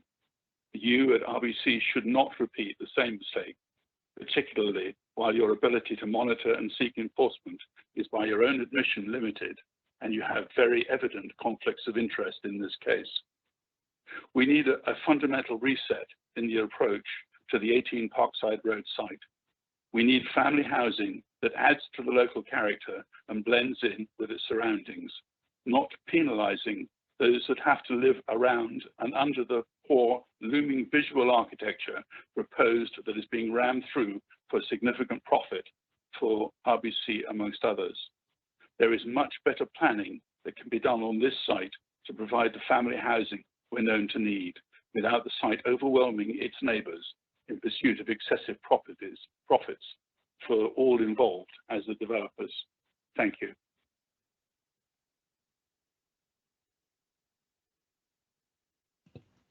Thank you, Mr. Dodgson. So then, for one last time, I will ask Mr. Ashton and Ms. French if they are able to unmute to face questions. And as it appears they are unable to, I will then direct. Can you hear me? Can you hear me? Yes, we can. Right, sorry about that, slight technical issue. Not a bother. Is this Mr. Ashton? Yeah, I'd just like to start by saying I've been at work all day and are somewhat surprised to come home and find amendments to the plans put on there this afternoon, which I've really not had time to look in much detail. I will fly through my points, obviously, which we've already sent in. We feel that the development is clearly too large and dense for the plot size. Little consideration has been given to the size and quality of the dwellings. This is presumably to maximise developer profit. Squeezing 12 flats with a possible 33 occupants onto a plot that has for many years been a single family house is excessive, to say the least. The southern boundary, as we understand it, although again I haven't seen the amended plans, will now sit higher, so in effect the bottom of the new building will be somewhere close to the top of our fence. This isn't demonstrated on the plans, which we feel is quite underhand. The privacy of our property and surrounding buildings will be severely compromised by the sheer size and overbearing nature of the development. This issue is amplified by the size of the windows, as well as the glass balconies with a plan to overlook all adjacent properties. The architectural features proposed don't lend themselves to the rhythm of surrounding buildings as outlined in planning committee policies. The few trees and some trellis that are planned really are not going to solve any issues of privacy along the boundaries. We feel the design is ugly and not in any way in keeping with surrounding buildings. Building offers nothing positive to the landscape and character of this prominent Reading area. How is this design even being considered in this location when the houses in this area feature pitched and gable roofs, as well as brick and render finishes? The development is more in keeping with an office block situated in the town centre. Other recent developments in the area, such as Westgate Road, specifically 5 and number 19, have been designed sensitively and 30 seconds remaining. Sorry? 30 seconds remaining. Right, okay. With no overlooking windows. The size of the development will cause issues with traffic and parking. Already there's issues with parking on Westcote Road. The parking spaces planned will not really cater for enough visitors. Where will that traffic go? Inevitably on Westcote Road. Plus, 50% of the property should be 3 beds. This is not the case with this development. Only 25% is planned. So clearly, family housing is not a priority in this development, which is letting indefinitely off.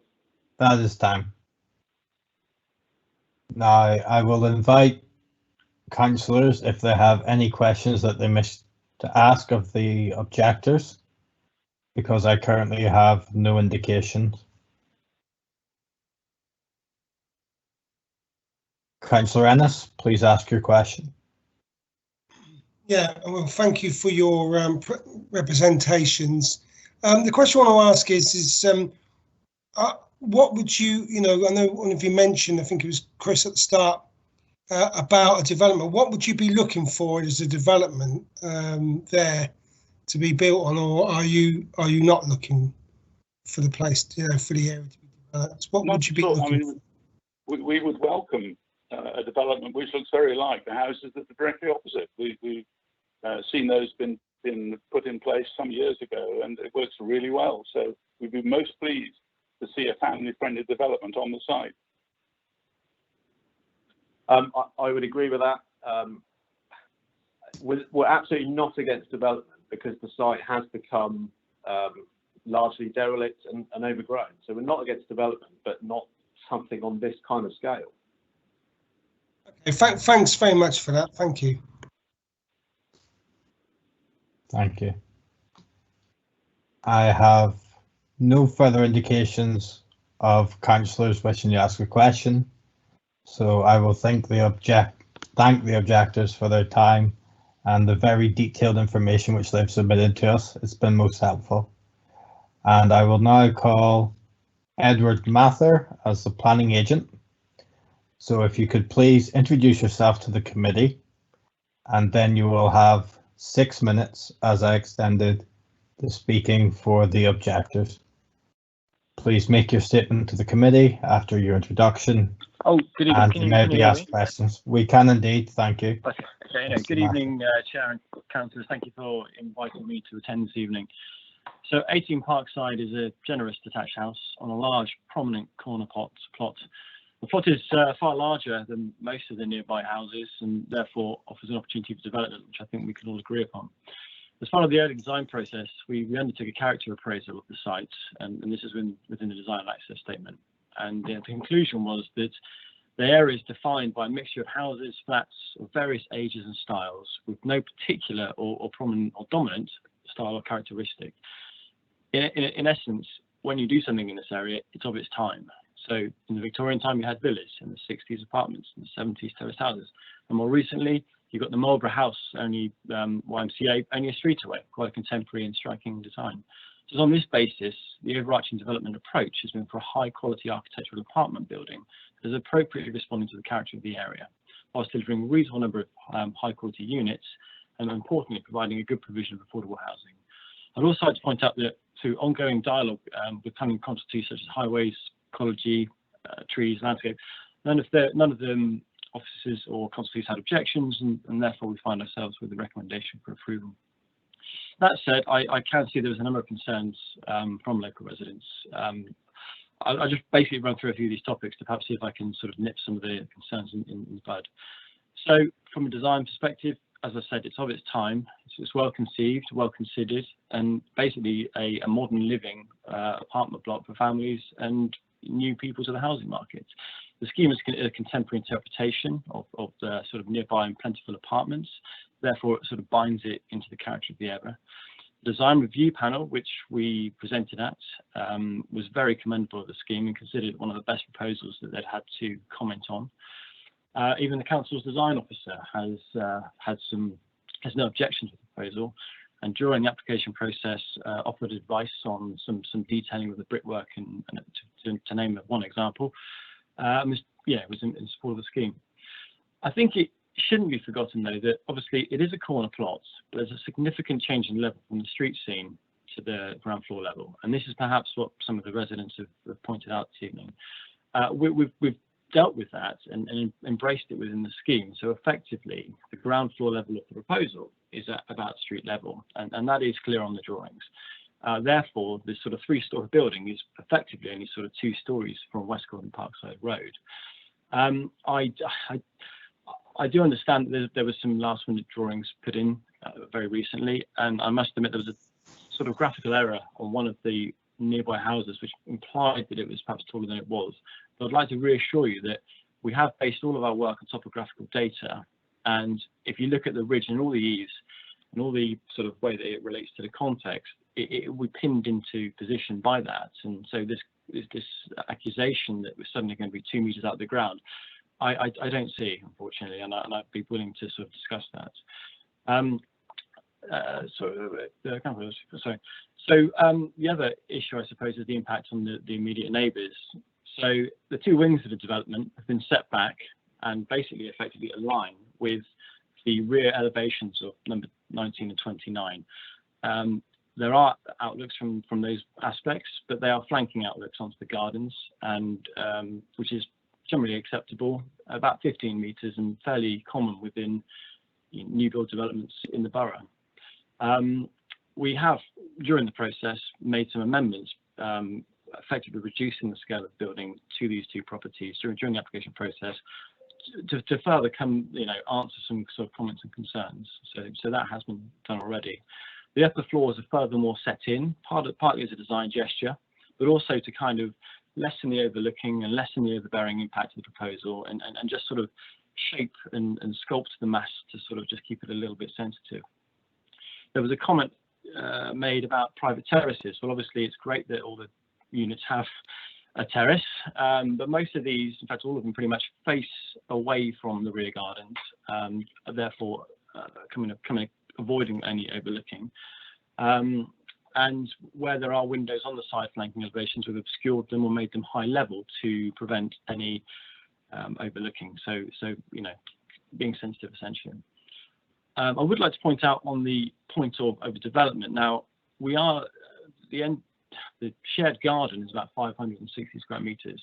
This is outside of the parking area, which equates to about 45 square meters of dwelling. This is a significant piece of amenity space to be offering a flatted scheme. So it kind of illustrates quite how generous I think the plot is and how not overdeveloped the site is. There was a point about the housing mix. Obviously we are doing 1, 2 and 3 bed units, 50% of which can be considered as family, albeit 25% at 3 beds. And yeah, we are also offering a provision of 3 affordable housing units on the site, which I think is pretty reasonable. So in summary, the design is reflective of the concept and enhances the character of the area. It looks to, we've tried to address some local residents' concerns. We don't consider it to be overdevelopment, given the generosity of the amenity space. It's a high quality design that has all of the design officers and consultees in support. And I just hope you agree with the officer's recommendation for approval. So thank you for listening and happy to take any questions. Thank you. Councillor Williams, you've indicated you wish to ask a question. Thank you, Chair. Can you hear me okay? We can indeed. Perfect, thank you. Thank you very much for speaking to us this evening. I've got a question on the height of the land, which the objector also raised. In the report to committee this evening, it says that the agent has confirmed the proposal will not involve raising the height of the land. In our update report, the height of the land will be raised, if I'm reading it right, by 58 centimetres. So I guess my question is that 58 now accurate? Or I guess I have a concern, will that number continue to creep up the more we hear about it? Or is that a final number? Thank you, Chair. No, thank you. No, that is a final number, and I must say I apologise. There was a slight graphical error with the dwelling number 29, and as a result, it made, if you took things relative to this level we had drawn, it made everything sort of effectively jump out of the ground, but that's absolutely not the case. We really did an exercise this week to sort of button this up, because it's not our intention or slide to sort of suddenly put a skyscraper in here. We want it to be really nestled into the ground and keep as low as possible. And all I would say is the 50/80 is the figure that I'm very comfortable and I've scrutinised myself to be comfortable with. And furthermore, you have to perhaps look at the additional level measure, which would be the ridge and eaves heights that are all over the elevations and plans, and that the building will effectively be linked back to those to offer you any comfort that we're, that there's any level inaccuracies. Thank you, Chair. Thank you. Councillor Rowland, please ask your question. Thank you, Chair, and thank you, Mr. Mayor, for that. I wanted to ask a question about the you said that you are enhancing the character of the area, yet you are putting in something that is not maybe in keeping with the next door neighbors' houses or houses immediately in the area. Could you define how you're enhancing the character of the area? And I'm assuming you might be the architect. Correct. And if not, could you give, right, and if so, could you give me an ethos as to why, I'm interested from a design perspective, why you've stepped out into something kind of modern and square and everything. Yeah, so I'm interested in kind of the design aspects of that. So if you could expound on that, I'd appreciate it. Thank you. Yeah, sure, not a problem. So obviously we did an extensive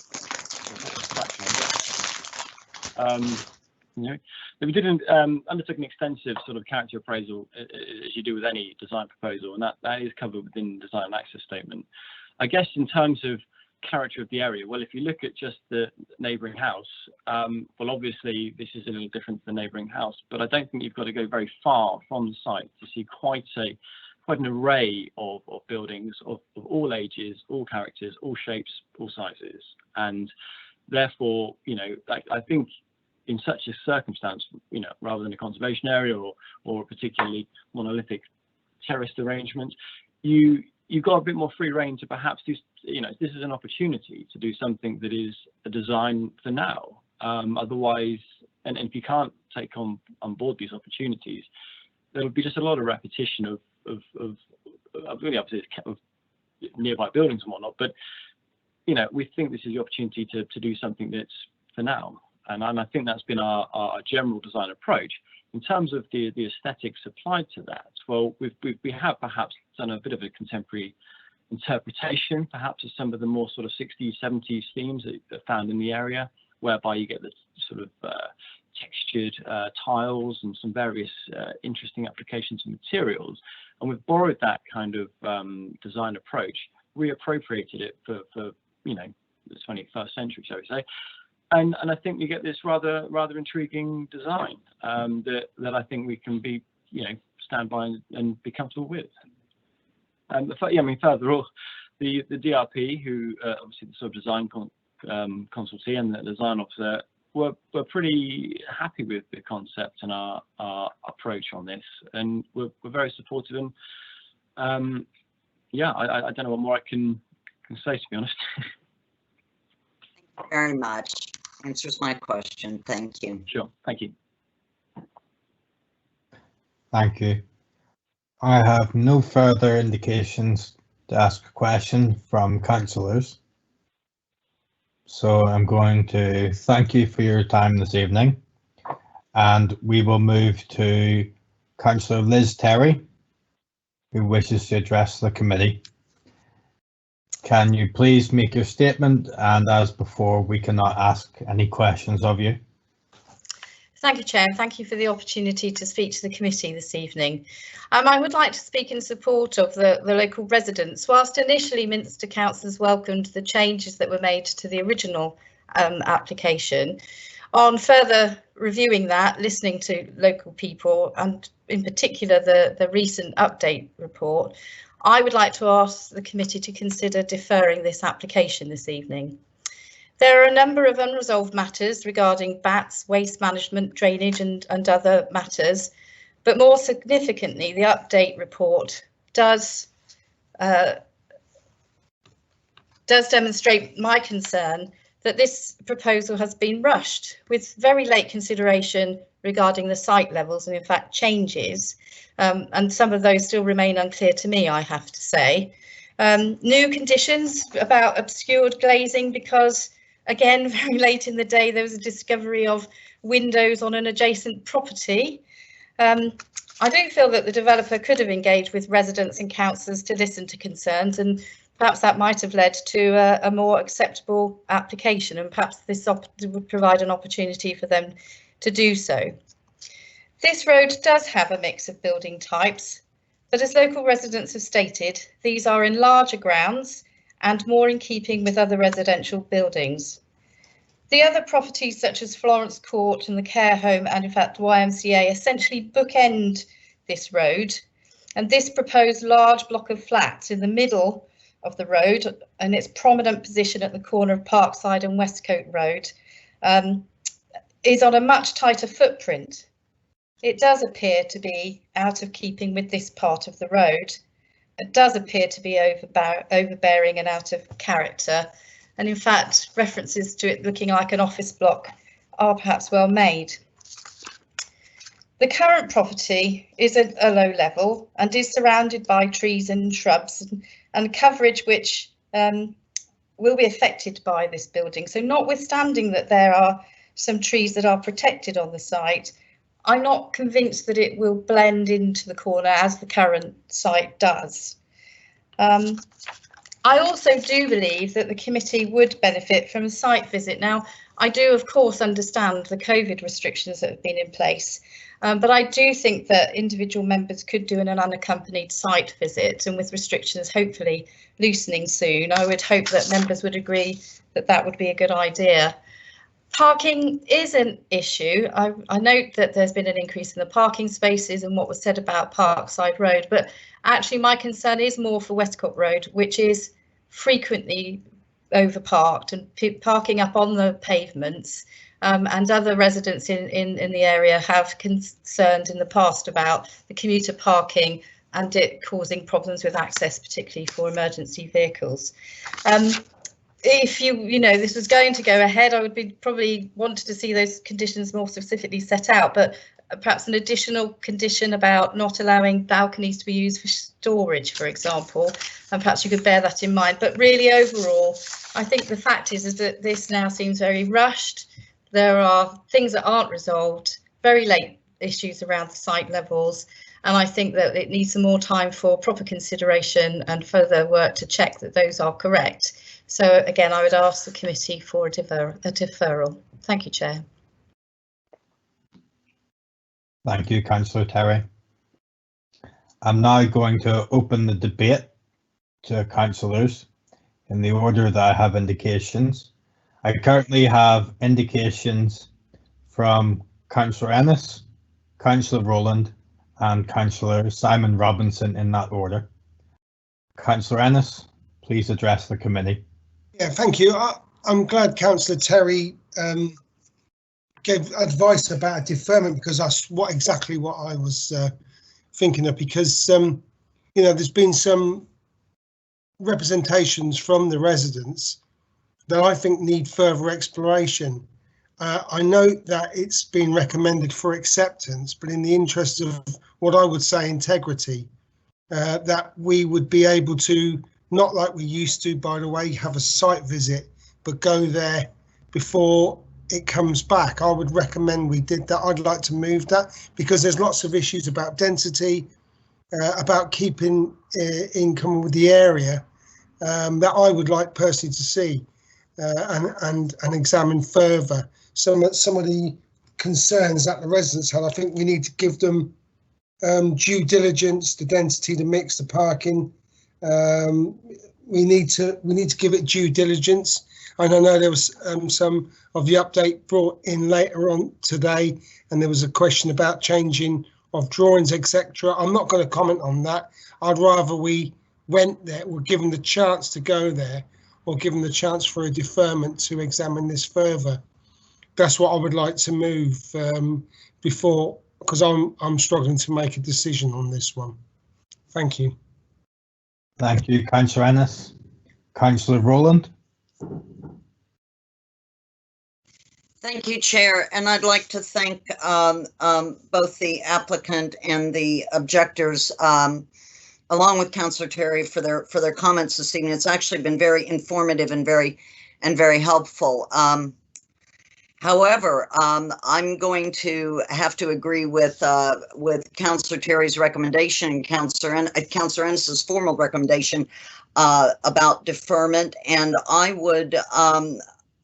I think it's very important because I'm struggling with what I'm looking at in updates and the different levels, and this is because this will be very different himself, that he chose a design for now, which is all fine, understandable, and everything, but it will definitely be something that the objectors have pointed out will be something very different in that area.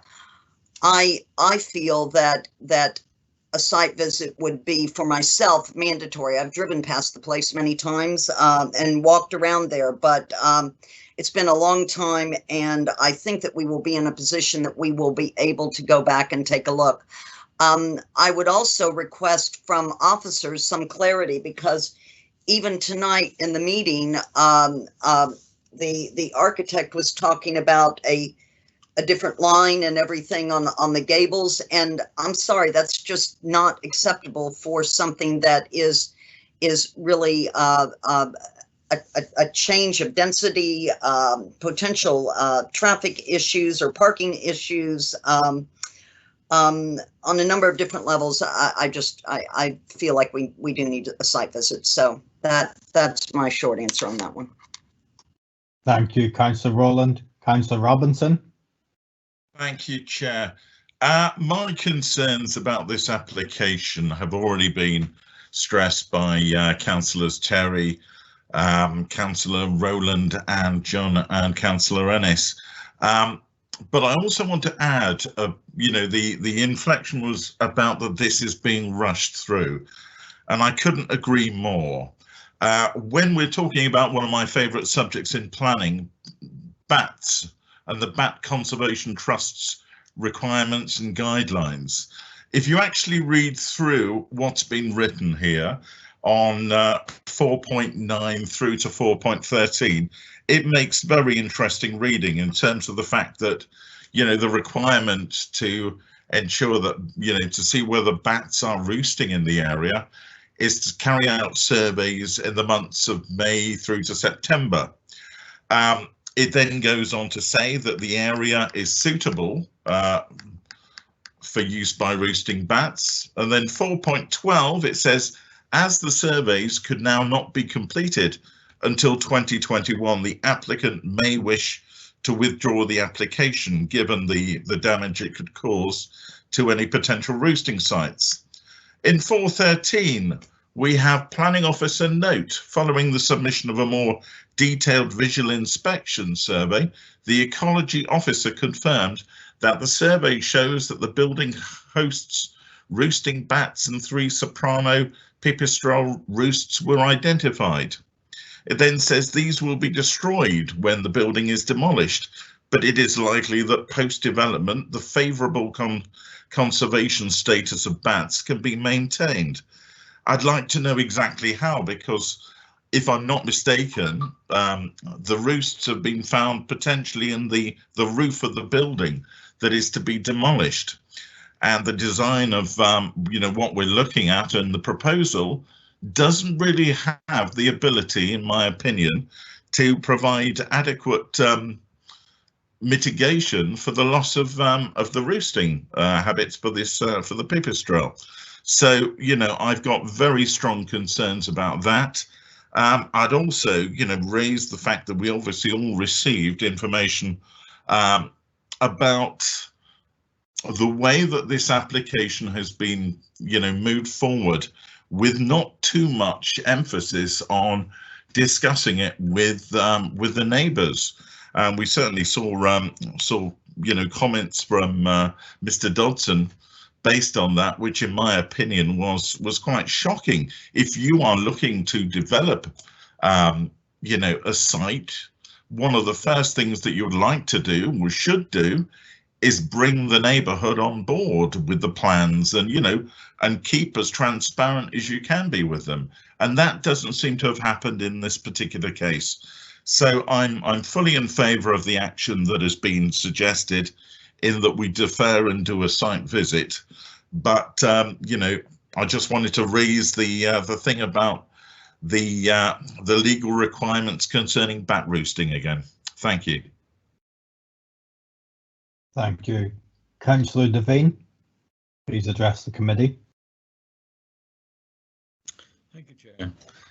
Yeah, I think there are two basic points here that worry me.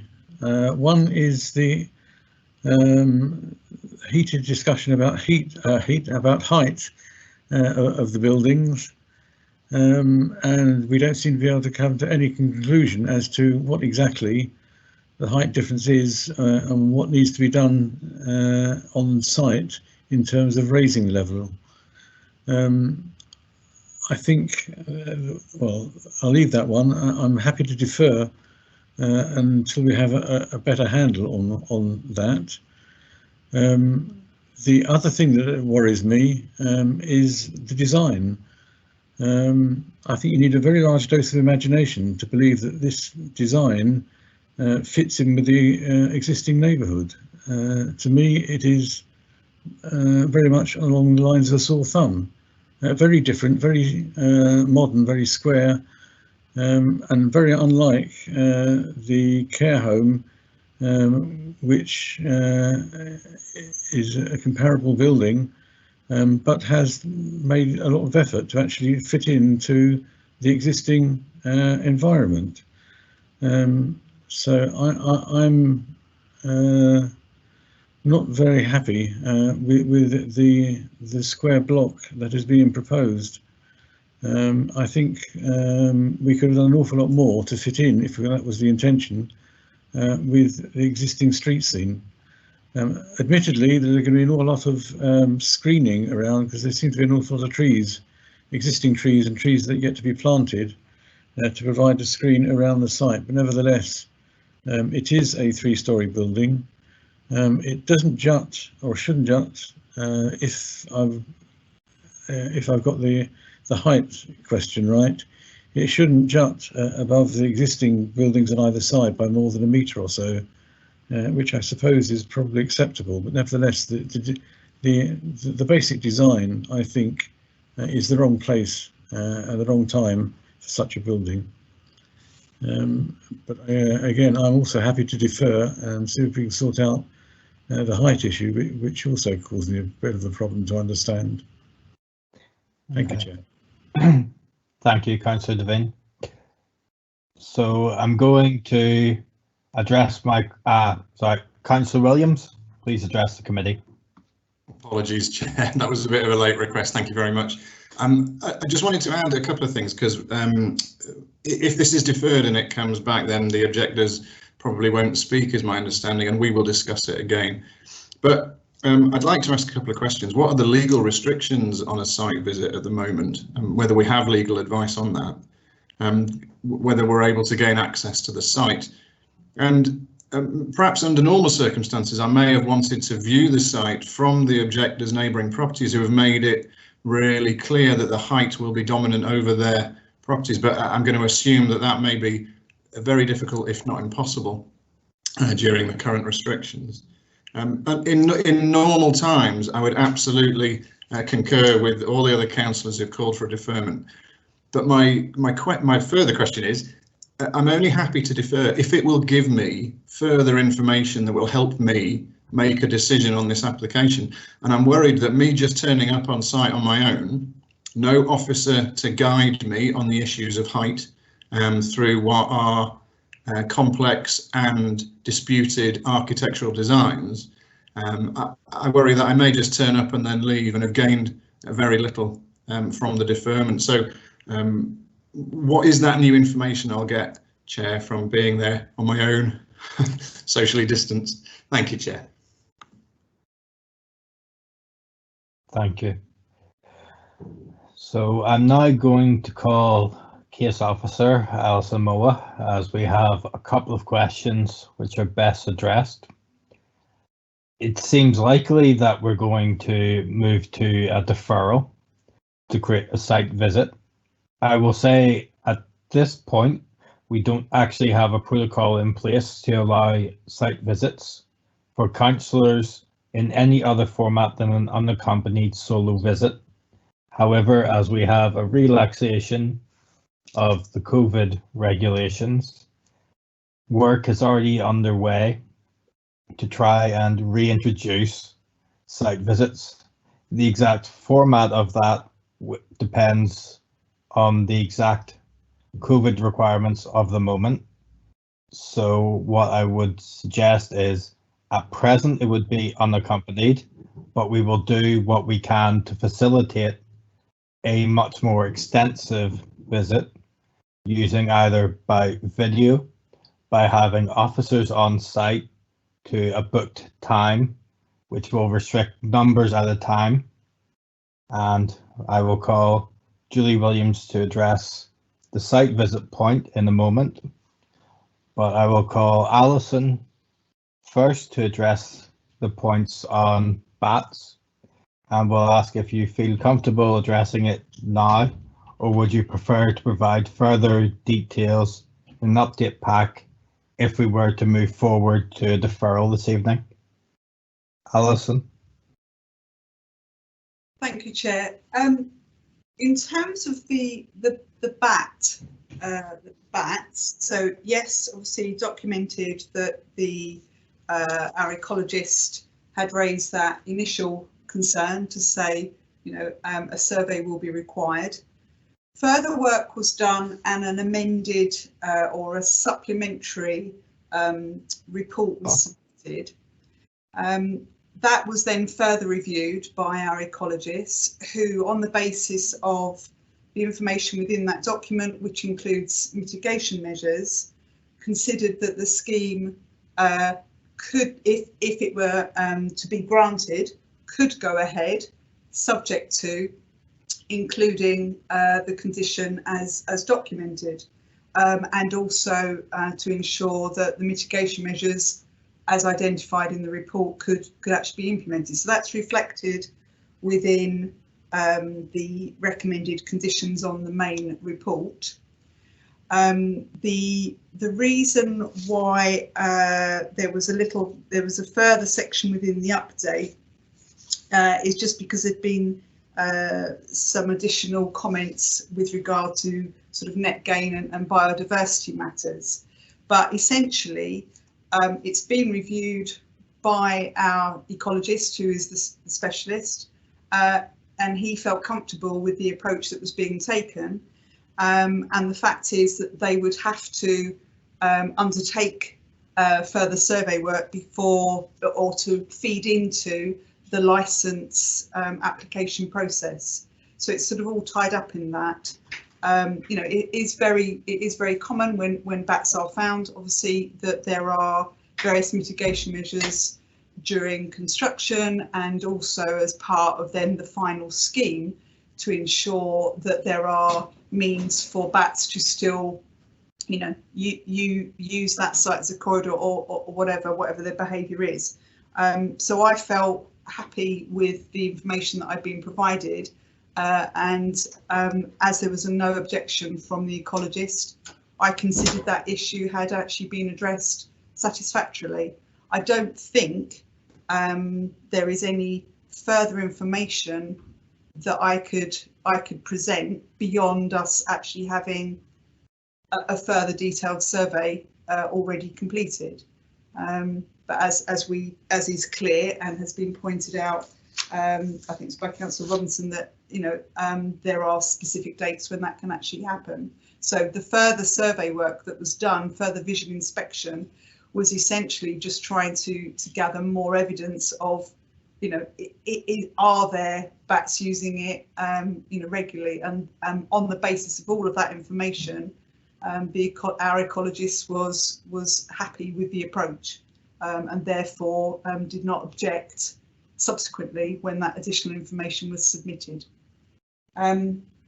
I think the other comments have related to plans and putting things on late and site levels. So originally we had, as based on the original comments, I had clarified with the agent whether there would be this increase in site levels as identified by Mr. Dodson. And at the time of asking, I think there was a slight sort of misinterpretation about how the levels were described. So this time, before we came to committee, I felt it was prudent, because those points were being made further in further statements by residents. I felt it was prudent to ask the agent, Mr. Mather, if he would go off and review the information in terms of those comments and re-review the site, which he did. And the amended drawings, which are referred to in the update, is what I just saved to the file today. And they are the ones that are showing all of the sort of the height marks, the sort of spot height information. So that's what the adjustment is, but that was referred to in the update report. It's just that I literally hadn't clicked save for those documents to be, you know, publicly viewable, and I suddenly realised this afternoon. So apologies that I didn't do it at the time of the update, but that was what the update was referring to. So there's nothing sort of specific where we were trying to, or I was trying to present information incorrectly, if that makes any sense. And as I say, and as the agent, Mr. Mather, has said, he has presented the information to me. I'm not I'm not a sort of you know, a site level expert, so he's provided the information. I felt that we'd been given sufficient to assess it on the basis of that.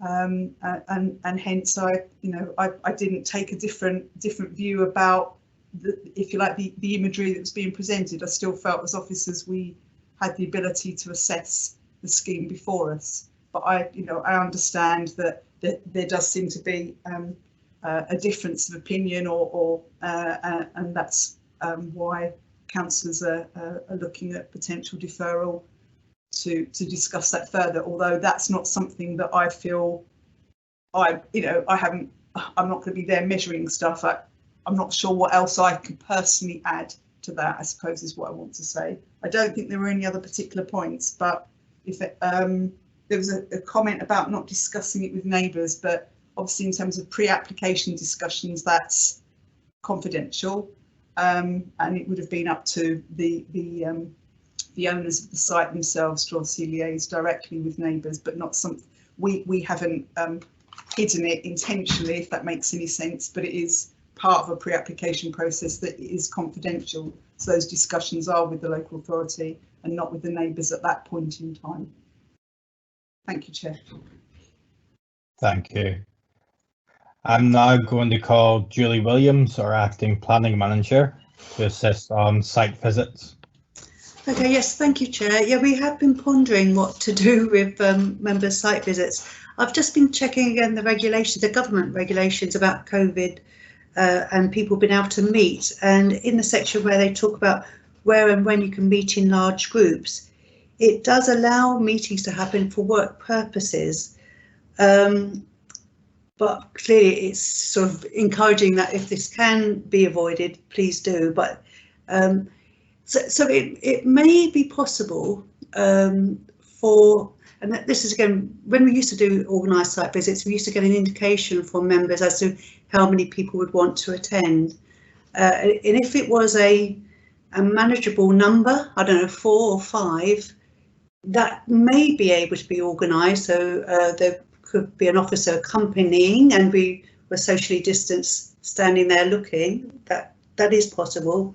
The alternative is, and I should also say that for officers at the moment, if we want to do site visits, we have to carry out our own risk assessment. So we would have to roll that out to members too, where you have to confirm that you are fit and well and you don't have any symptoms, etc. And we have to make sure that the property we're going to, that the people there don't have any symptoms. We have to sort of carry out all those safeguards before we can carry out our visits.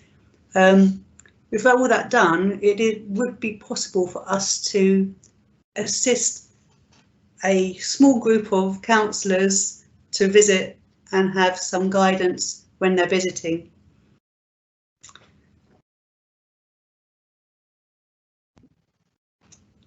Thank you, Chair. Thank you.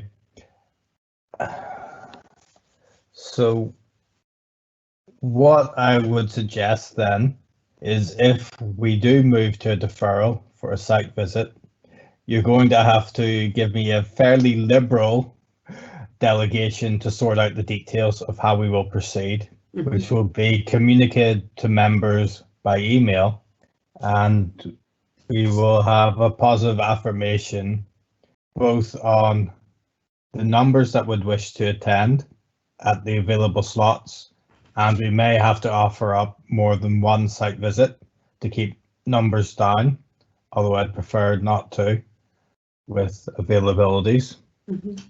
And we would need to investigate how to facilitate access to properties, or as the minimum to provide audio-visual recordings appropriately, which is one other option which is being investigated, which is video tours, which would then be part of any risk assessment for then having councillors with our much wider social contacts typically than what can be controlled within the organisation of RBC. Yeah. Thank you. Councillors, would you be content with a delegation to investigate it, first of all? And if I don't hear objections, I will take that as read. Fine. Then we're going to move to the formalities of it. Councillor Ennis, I believe you have proposed a motion for a deferral, and I believe I heard Councillor Rowland as the first seconder for that proposal. Am I correct in that? Thank you for confirming, Councillor Ennis. As this is not deciding the application this evening, I'm not going to call out a roll call vote. What I'm going to do instead is to ask if any councillor wishes to dissent from the deferral for a site visit, where this will come back to our next meeting for formal decision on the 31st of March. Could they please indicate now? Then I'll move to the vote, and you have 5 seconds if you wish to dissent. Otherwise, that motion is carried, and we have agreed to defer for a site visit to investigate ground levels, the siting of the building and its bulk within its plot, and some of the other boundary issues and parking situation, which has been raised by councillors. Thank you. We will now move to agenda item 6, 191848 Greyfriars Church, Friar Street. And I will get to the correct place in my notes. Apologies. And I will call the case officer, Matt Burns, to introduce the application, which is page 23 of our agenda pack. Thank you, Chair. This application relates to the Greyfriars Church site on Friar Street and seeks full planning permission for demolition of the existing church centre building and the erection of a new 3-storey church centre building. The site is shown on slide 1. The application was considered at Planning Applications Committee in March 2020, where the committee resolved to grant full planning permission subject to conditions. However, the planning permission has not yet been issued following a request from the applicant to amend the proposed external material finishes and BREEAM standard for the new building. The application has therefore been brought back to committee for these amendments to be considered. The officer report and update report from last year's committee are attached as Appendix 1 and 2 to the main agenda report. With regard to the materials, the scheme that it was resolved to approve at committee last year proposed to clad the new building in limestone panels, which was considered to be a high quality finish, which assisted in preserving and enhancing the setting of the host Grade 1 listed church. This is shown on slide 2. However, the church has since advised that the resultant high costs of providing the entirety of the building in the limestone cladding is such that they could no longer fund provision of the building. Discussions have been ongoing with officers, the council's conservation and urban design officer, and Historic England in an attempt to agree an alternate materials palette, which is affordable to the church and also results in a new building of suitable visual quality, which preserves and enhances the setting of the church. The revised materials palette now proposed is shown on slide 3 and incorporates retention of limestone cladding to part of the front south elevation of the building. So this is to the triangular section on the visual shown on the slide, where the sign for the Greyfriars Church is.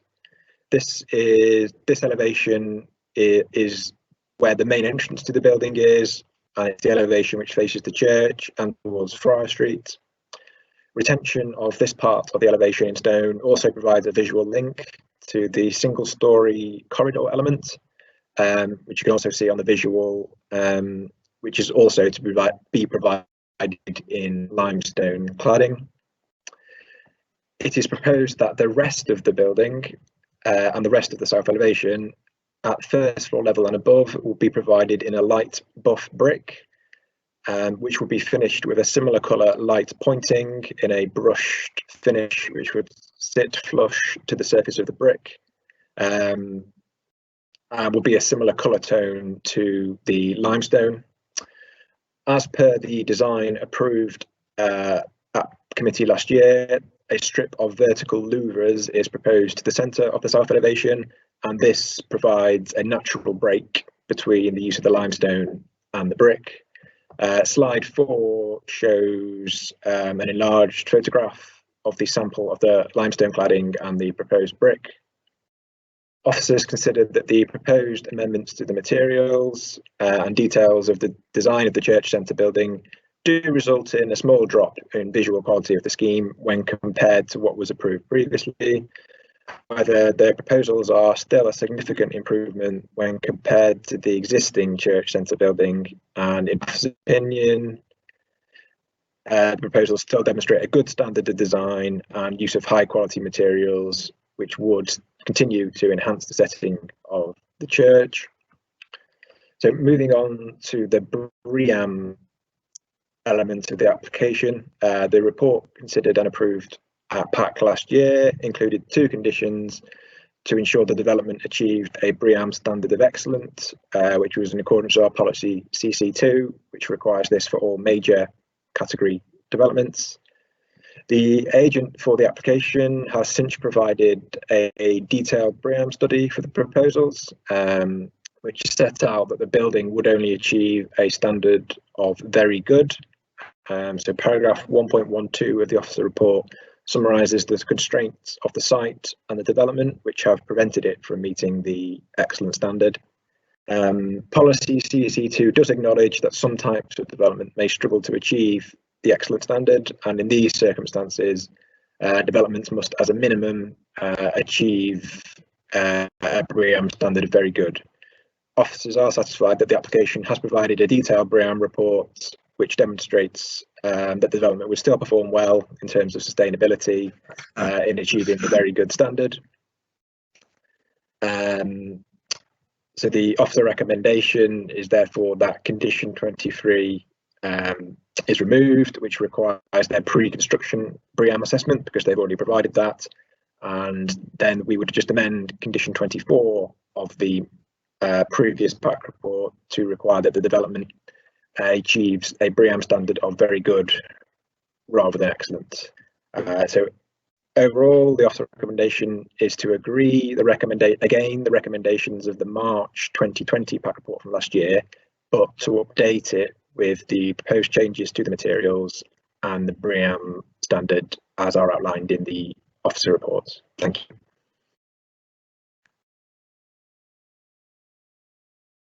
Thank you.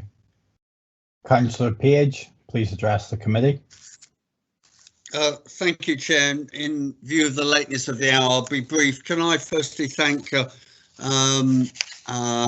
officers for the work they've done on this, and also thank the Reverend Walker and his colleagues at Greyfriars Church for keeping us as local members informed of the changes and the difficulties that they've encountered.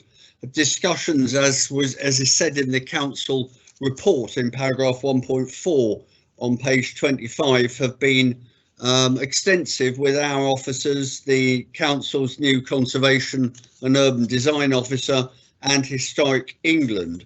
And so the proposals that come forward are ones that I also support. I regret the amended church centre design. I felt the previous one was that we approved was actually a more interesting development, but it is, as the officers say, a small drop in visual quality, but I think the quality of the materials that are proposed are of sufficiently high standard still to complement an important, and we don't have many grade 1 listed buildings in Reading.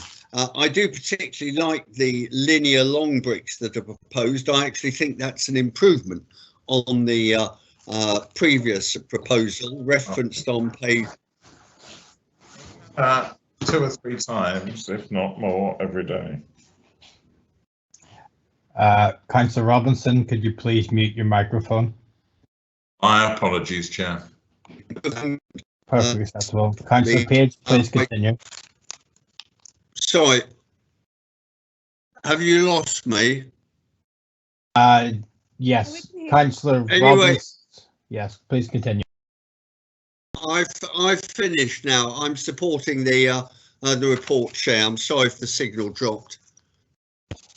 Thank you, Councillor Page. Then Councillor Rowland, please address the committee. Thank you, Chair. I'll be very brief. Could I just ask for clarity on the Ibstock Bradgate light buff brick that goes with the limestone beige? The pointing, did you say, was going to be to match the brick, or how exactly was that going to be put forward? Yeah, so the proposal is. Yeah, thank you for you, Chair. But yeah, the proposal is for a light coloured pointing, basically the same colour as the brick.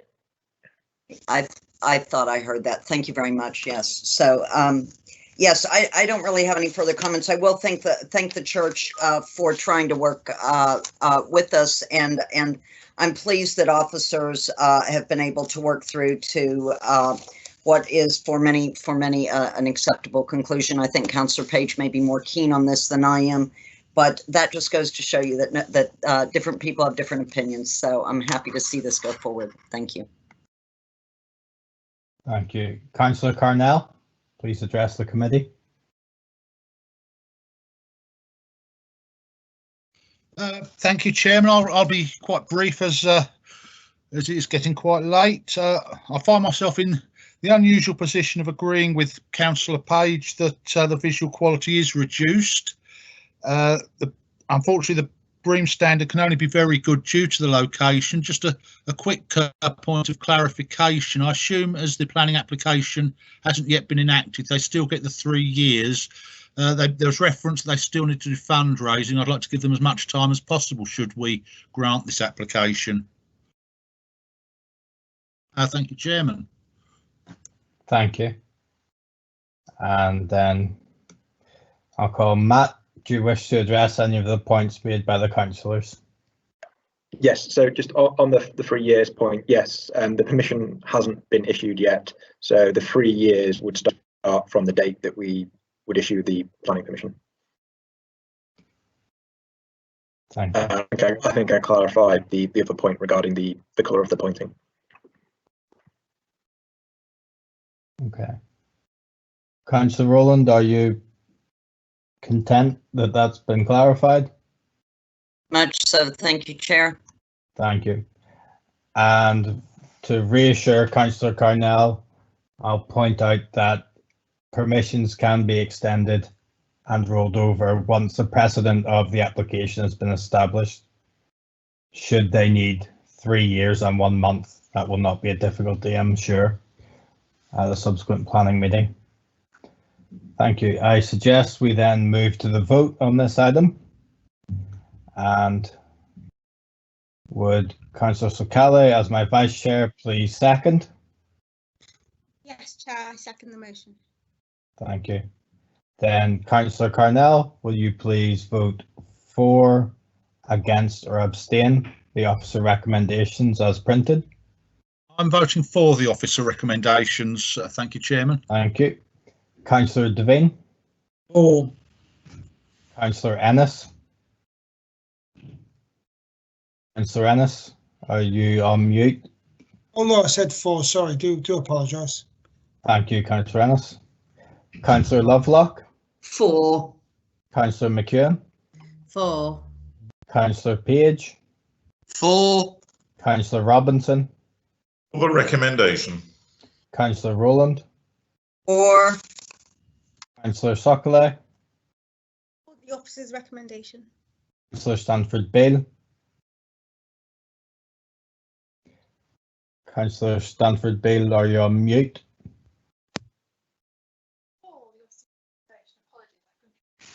Thank you.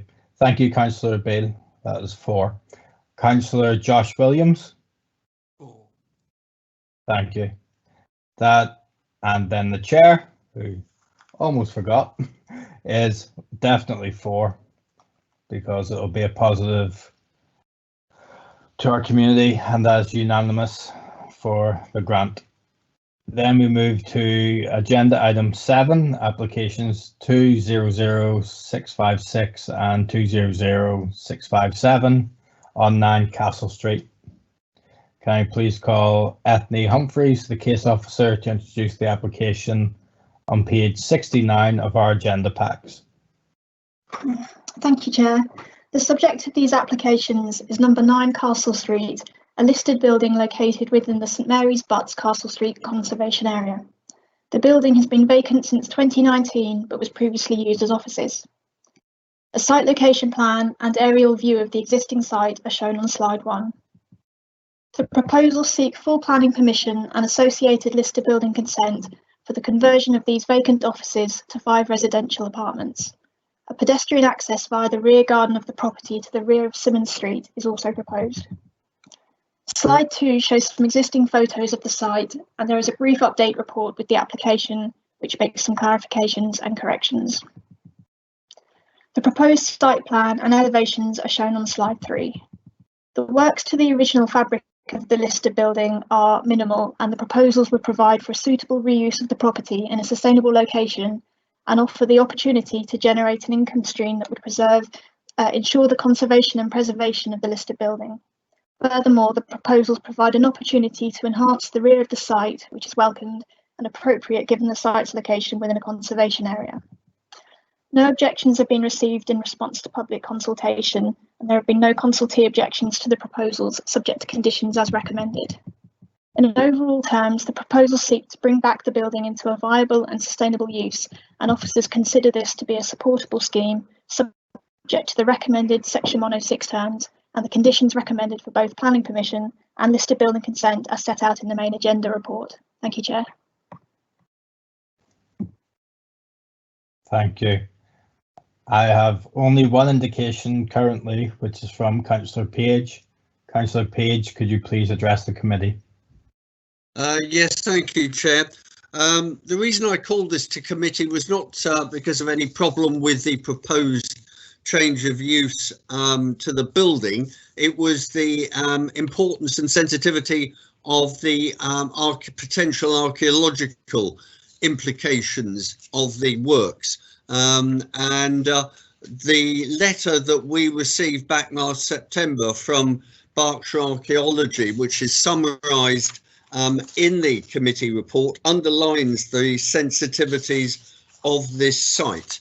and in fact their letter last September said that the property, quote, lies in an area of high archaeological potential, and the concern that I have, and it's partly covered in the conditions, is that the appropriate supervision is accorded to this site through the offices of our Conservation and Urban Design Officer, and that is certainly part of the recommendation.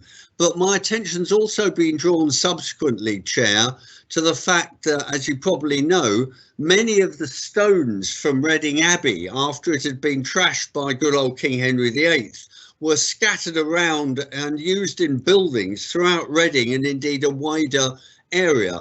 And there's a suggestion that some of the Abbey stones may have been incorporated in parts of the wall. So can I ask and possibly propose, Chair, a slight addendum that all the section of the wall, the boundary wall that is removed for the pedestrian access, is retained and stored on site until its full archaeological value has been assessed?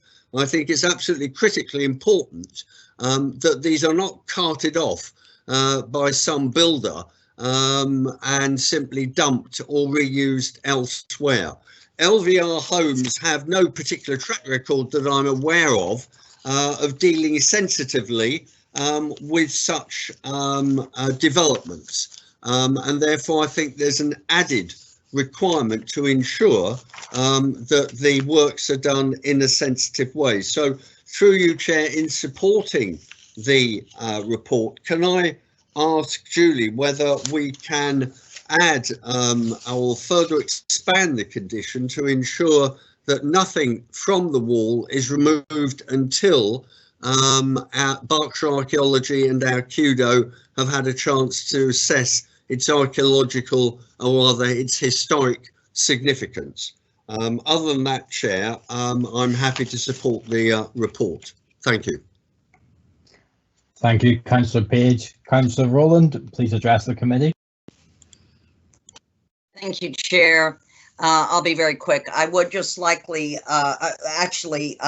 to second Councillor Page's concerns about the archaeology, very much so, and to ask, even because we are making new doorways and things like that, even into the old building, there needs to be a really mindful approach as to any potential archaeology, and I very much second Councillor Page's request for that careful scrutiny involving our CUDO. Thank you. Thank you. I think that's reasonable. Ethne, do you have any points to make at this time?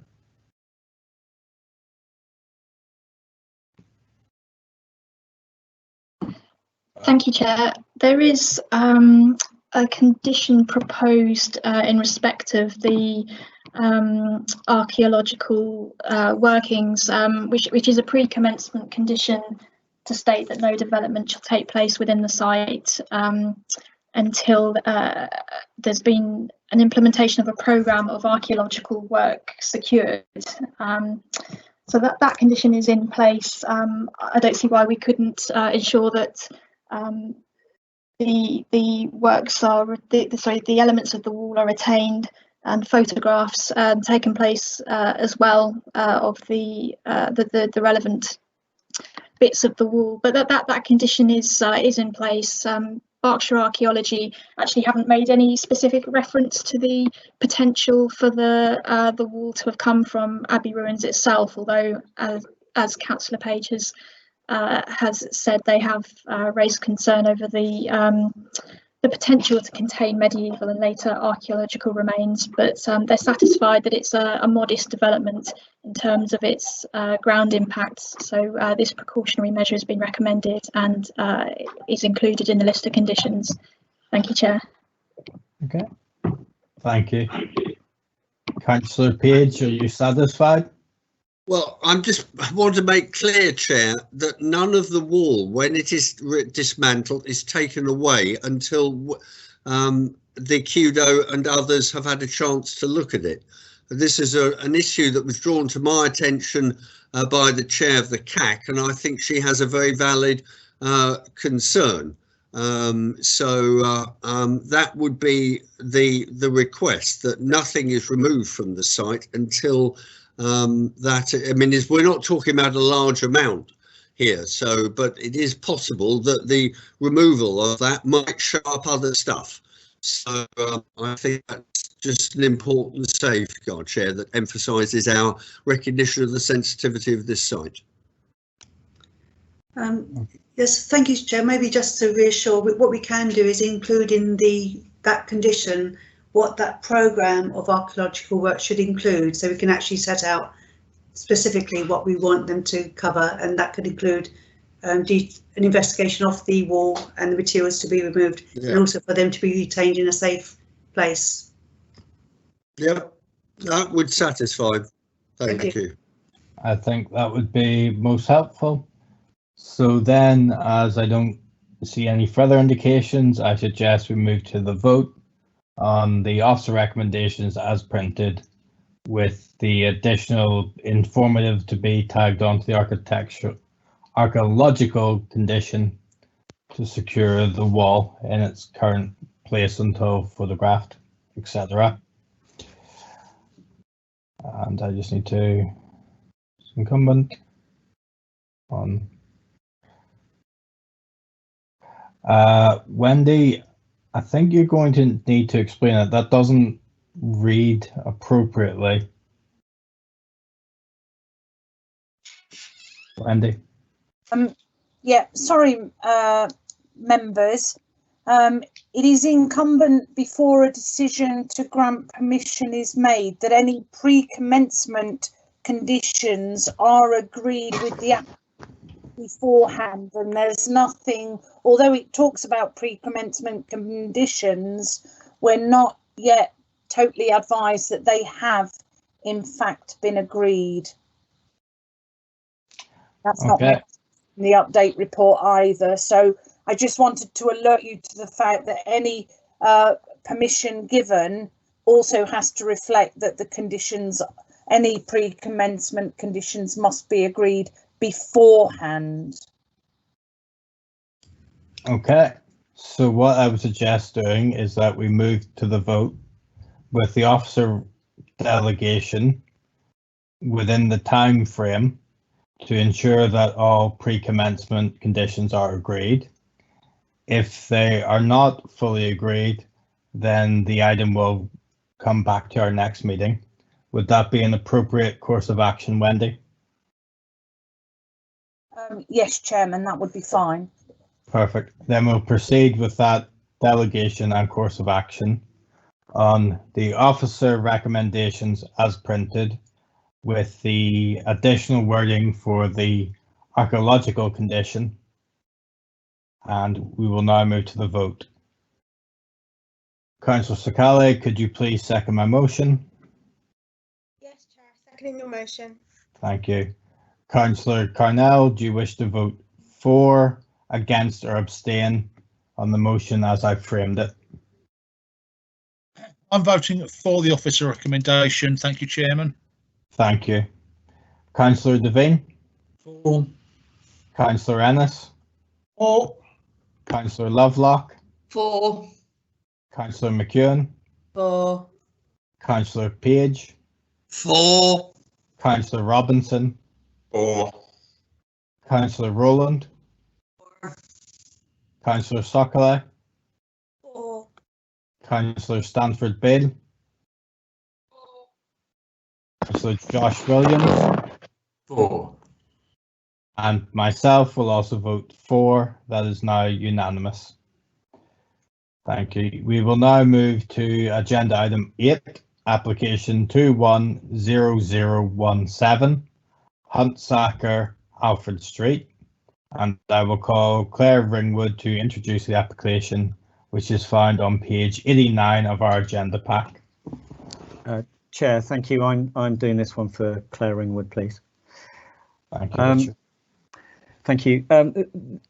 This is the application site consists of one building which contains 4 blocks of flats, which is located within the Chatham Place development. The proposal is to replace external metal and timber cladding and the timber cladding decking to the balconies of the building, including materials on the inner framework which are unsafe and classified as a high risk in the event of fire. Initially, the thickness of the proposed materials would have increased the building by 40 millimetres, which is 4 centimetres. However, the agent has since advised that this may not be required, as there may be more space within the internal framework of the building. Taking into consideration the size of the existing building, if a 40 millimetre increase is required, this is unlikely to be noticeable. The proposed materials will closely match the existing, and the agent has provided additional information as to the classification of the existing and proposed materials which have been provided to you in the update report. The removal of the unsafe materials is a matter of urgency, and although there may be some noise and disturbance for existing occupiers and nearby residential properties, these works are essential, and the benefits of the proposed works significantly outweigh the short-term noise and disturbance that may arise. There have been no objections to the proposal, and the council's transport officer has confirmed that a recently submitted construction management plan is satisfactory, and this, along with an amended condition, is noted within the update report. So as such, the application is recommended to you for approval. Thank you, Chair.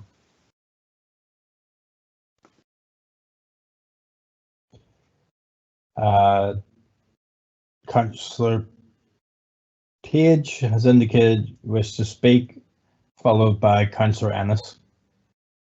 Councillor Page, please address the committee.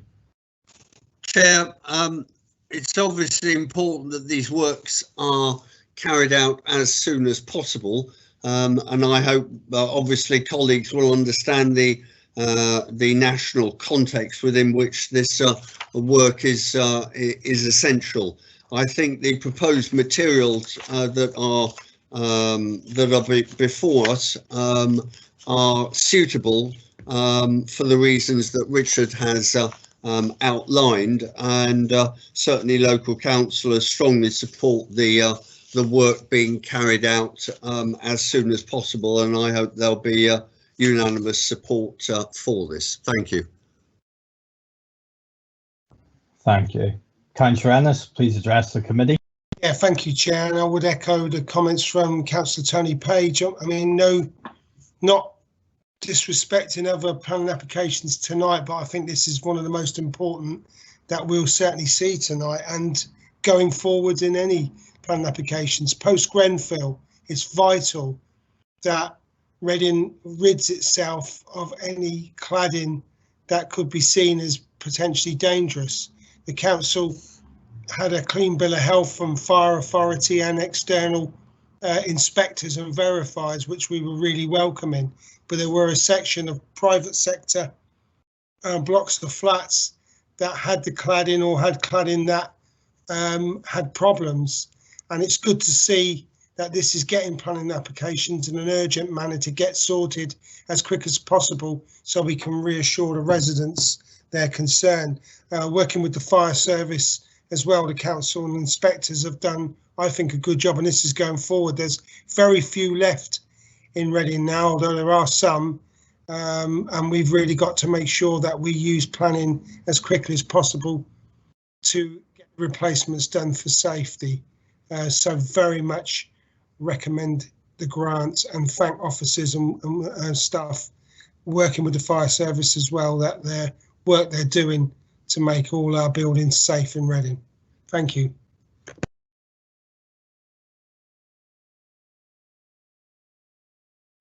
Thank you, Councillor Ennis. As I don't feel there was any substantive items, but we should be prepared to move to the vote, but I'll just call Richard if he has any closing remarks.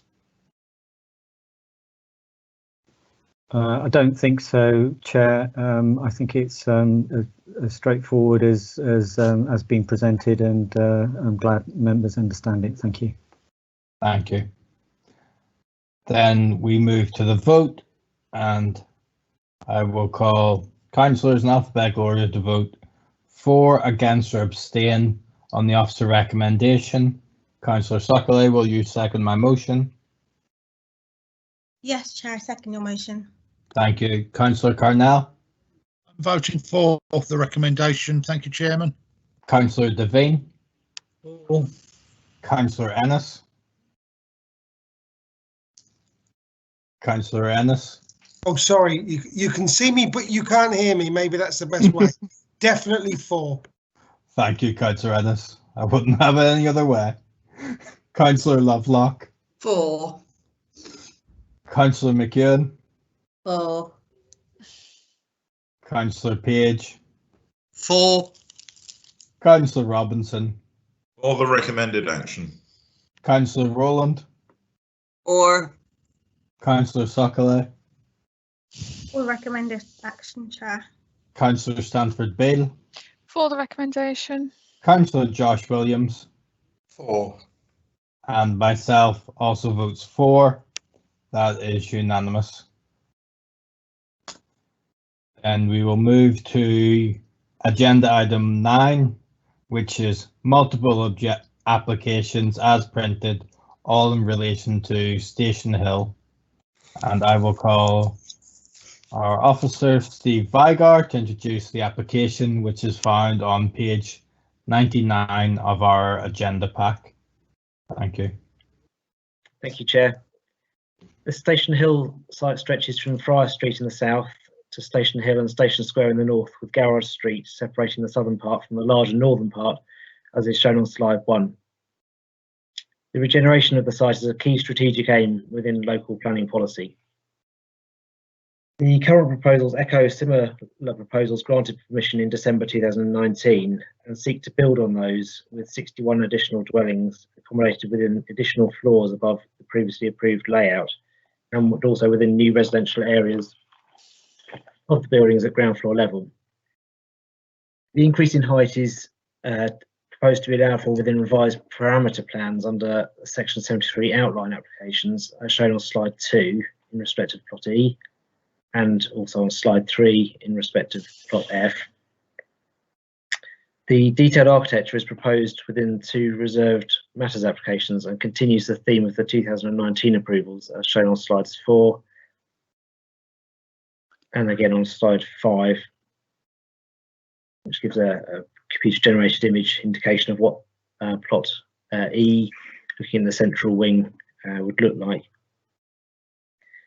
The increase in scale is represented diagrammatically in a 3D model, and that's on slide 6, with the blue parts showing or indicating where the additional massing would occur.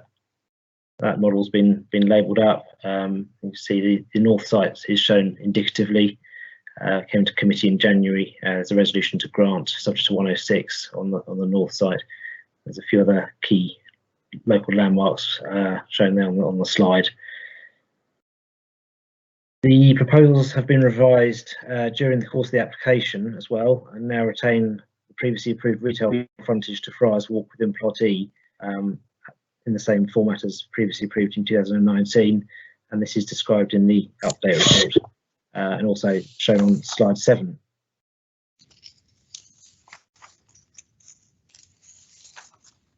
And you can see on that slide the green line I've added there to indicate the extent of the commercial frontage, and that's in line with the previous permission in terms of the actual sort of frontage to the street. Slides 8 and 9, and these show recent photos of the site, February this year. As you'll note, the Friars Walk Shopping Centre has been demolished, and there's the view from the Garage Street car park to give a indication of how things currently lie on site. So the approach of building upon and continuing the theme of the existing permissions and approvals is reflected in the choice of procedure, which seeks to vary the original 2019 permissions under Section 73, which is then followed by new reserved matters approvals building on the outline. The Section 73 procedure allows for changes that are not fundamentally different to the original permission, Officers have remained mindful of this when assessing the current proposals, and the approach taken has been consistent with and does not seek to deviate from the approach taken under the 2019 permission. For instance, the affordable housing is increased pro rata in line with the 2019 permission, and the overall assessment of the nature of the proposals is informed by the fact that the 2019 existing permissions are a significant material consideration. Some additional commentary on this is included in the update report. Turning to the merits of the current proposal, the increase in the number of dwellings, the reduction in the size of the retail units, and the increased height of plots E and F are considered to be acceptable within the context of the existing permissions, and as with the 2019 scheme, would serve to regenerate the site. It is considered that the regeneration benefits of the proposal would be considerable, especially in socio-economic and townscape terms, and officers advise that these benefits should be afforded substantial weight when considering the current proposals. An update report is included at page 11 of the update pack. This includes the updated drawings showing the increased area of retail uses fronting in Friars Walk. It also includes clarification on sustainable drainage and additional commentary on the Section 106 agreement and affordable housing. With regard to the Section 106 agreement, officers are satisfied that the heads of terms set out in the recommendation can be secured by way of a deed of variation to the existing 2019 Section 106 agreement. This is on the basis that certain parts of that agreement, where they relate to the heads of terms described in the recommendation, no longer serve a useful planning purpose. This is because the existing 2019 version of the Section 106 agreement does not secure the increased amount of affordable housing and other changes described in the recommendation, and therefore requires a variation of the agreement to capture these changes. To conclude, officers consider that the proposed changes to the 2019 permissions are acceptable and that the considerable regeneration benefits of the scheme outweigh any less favourable aspects. It is recommended that the applications be granted, as set out in the recommendation on pages 101 to 118 of the main agenda, as amended by the changes proposed on page 12 of the update pack. Thank you, Chair. Thank you. I will now call Councillor Page to address the committee. Chair, thank you. Oh, am I back up? Yeah. Chair, thank you. And thanks, Steve Vigar, for the work he's done in putting together a complicated set of applications and the context within which we are taking them. I'm glad he showed the photos showing the cleared site, because I think it's important to stress that after many years of different ownership and different planning consents, we finally have an owner who is actually spending some serious money on getting on with the site, preparing it ready for works, and that has to be welcome, particularly given the current economic and financial context. And I think we're working with developers who want to get things done, and we have overall an exciting package. And I think the relatively minor changes and increase in residential that Steve highlighted on the plans and summarised in the application are ones that we can and should support. Flowing from that will be a pro rata increase, obviously in affordable housing contributions. And I also welcome the changes that were made and are summarised in paragraph 1.1 of the update report, that retains more of a commercial retail element on the ground floor of the scheme from Friar Street, because I think it's critically important that we retain the flexibility and the activity and viability of this scheme. So, Chair, in view of the lateness of the hour, I would welcome the support. I welcome the proposals. Thanks, Steve, for the summary of the proposals, and would urge colleagues to support the recommendations. Thank you. Thank you, Councillor Page. Councillor Ennis, please address the committee, and I have no further indications to speak currently. Thank you, Chair. I am supporting the application. I want to put on note that I'm disappointed about the affordable, but it's maybe of a lack of understanding that Steve may be able to help me on the overall numbers and percentages, because whilst the figures are high and very welcome, you know, there can be some real serious affordable housing built with them figures. Does it pass our test? Because one of the main focuses of me wanting to be on planning was to ensure that we glean as much affordable housing out of these big developments as possible for the people of Reading to be able to not just benefit from the development, but also to benefit with affordable housing. You know, and I know our figure is 20%. I can't see it there. I mean, I think it's an improvement, but I just want to, you know, want to focus on that and ask a question what his comment is on there. I'm not suggesting that we go back and not accept, because I think, you know, I think things have been done as much as possible.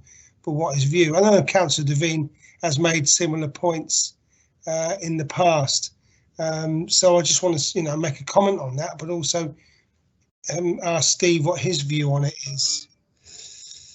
It's too late, Councillor Devine. I've made the points. Thank you. Thank you. Councillor Devine, please address the committee. Thank you, Councillor Ennis. Yes, you have made the points about affordable housing, and the reason I'm not unhappy with this proposal this evening, as I was when it first came, I think, is the shortfall in affordable housing compared to our guidelines. And I think it's a shame, because when developers set out to develop new developments like this, they know what our requirements are, and they, to my mind, willfully ignore them. But I'm basically going to oppose this on the grounds that we don't have enough affordable housing at the heart of it.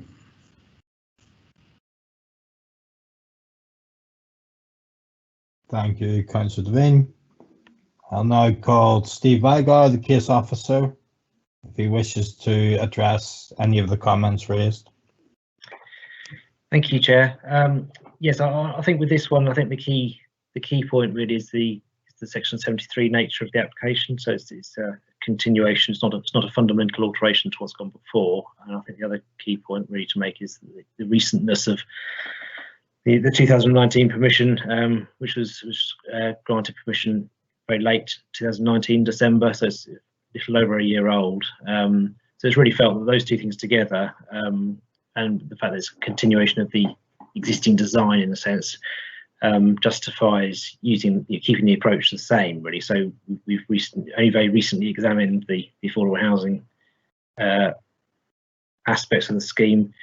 So I think the current or the extant permission, the 2019 permissions secure 20% overall, which is 5% on site and 15% off-site contribution.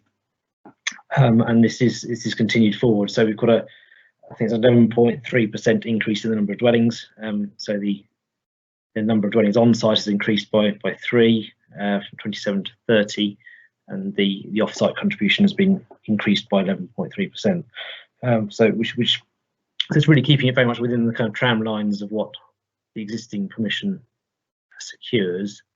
I think we would be cautious about seeking to reopen an examination of the existing, based on the fact that it is a Section 73, and again the recentness of it. So I think if it was a very fundamentally different proposal, fundamentally different nature of development, then I think we would certainly be looking very closely at reopening everything again, examining the appropriate levels of affordable housing provision and whether, in fact, it should be providing more. Arguably, perhaps in some circumstances, it may need to provide less. So, as per perhaps the recent north site proposals, which I think we have 10% to be secured on the north site. So, yeah, it's not yet. Clearly, it does. There's a shortfall. The other point to make as well is that in making the decision or in making the recommendation, officers acknowledged in the report that it's there is a degree of harm inherent in the fact that there was a 10% shortfall in affordable housing.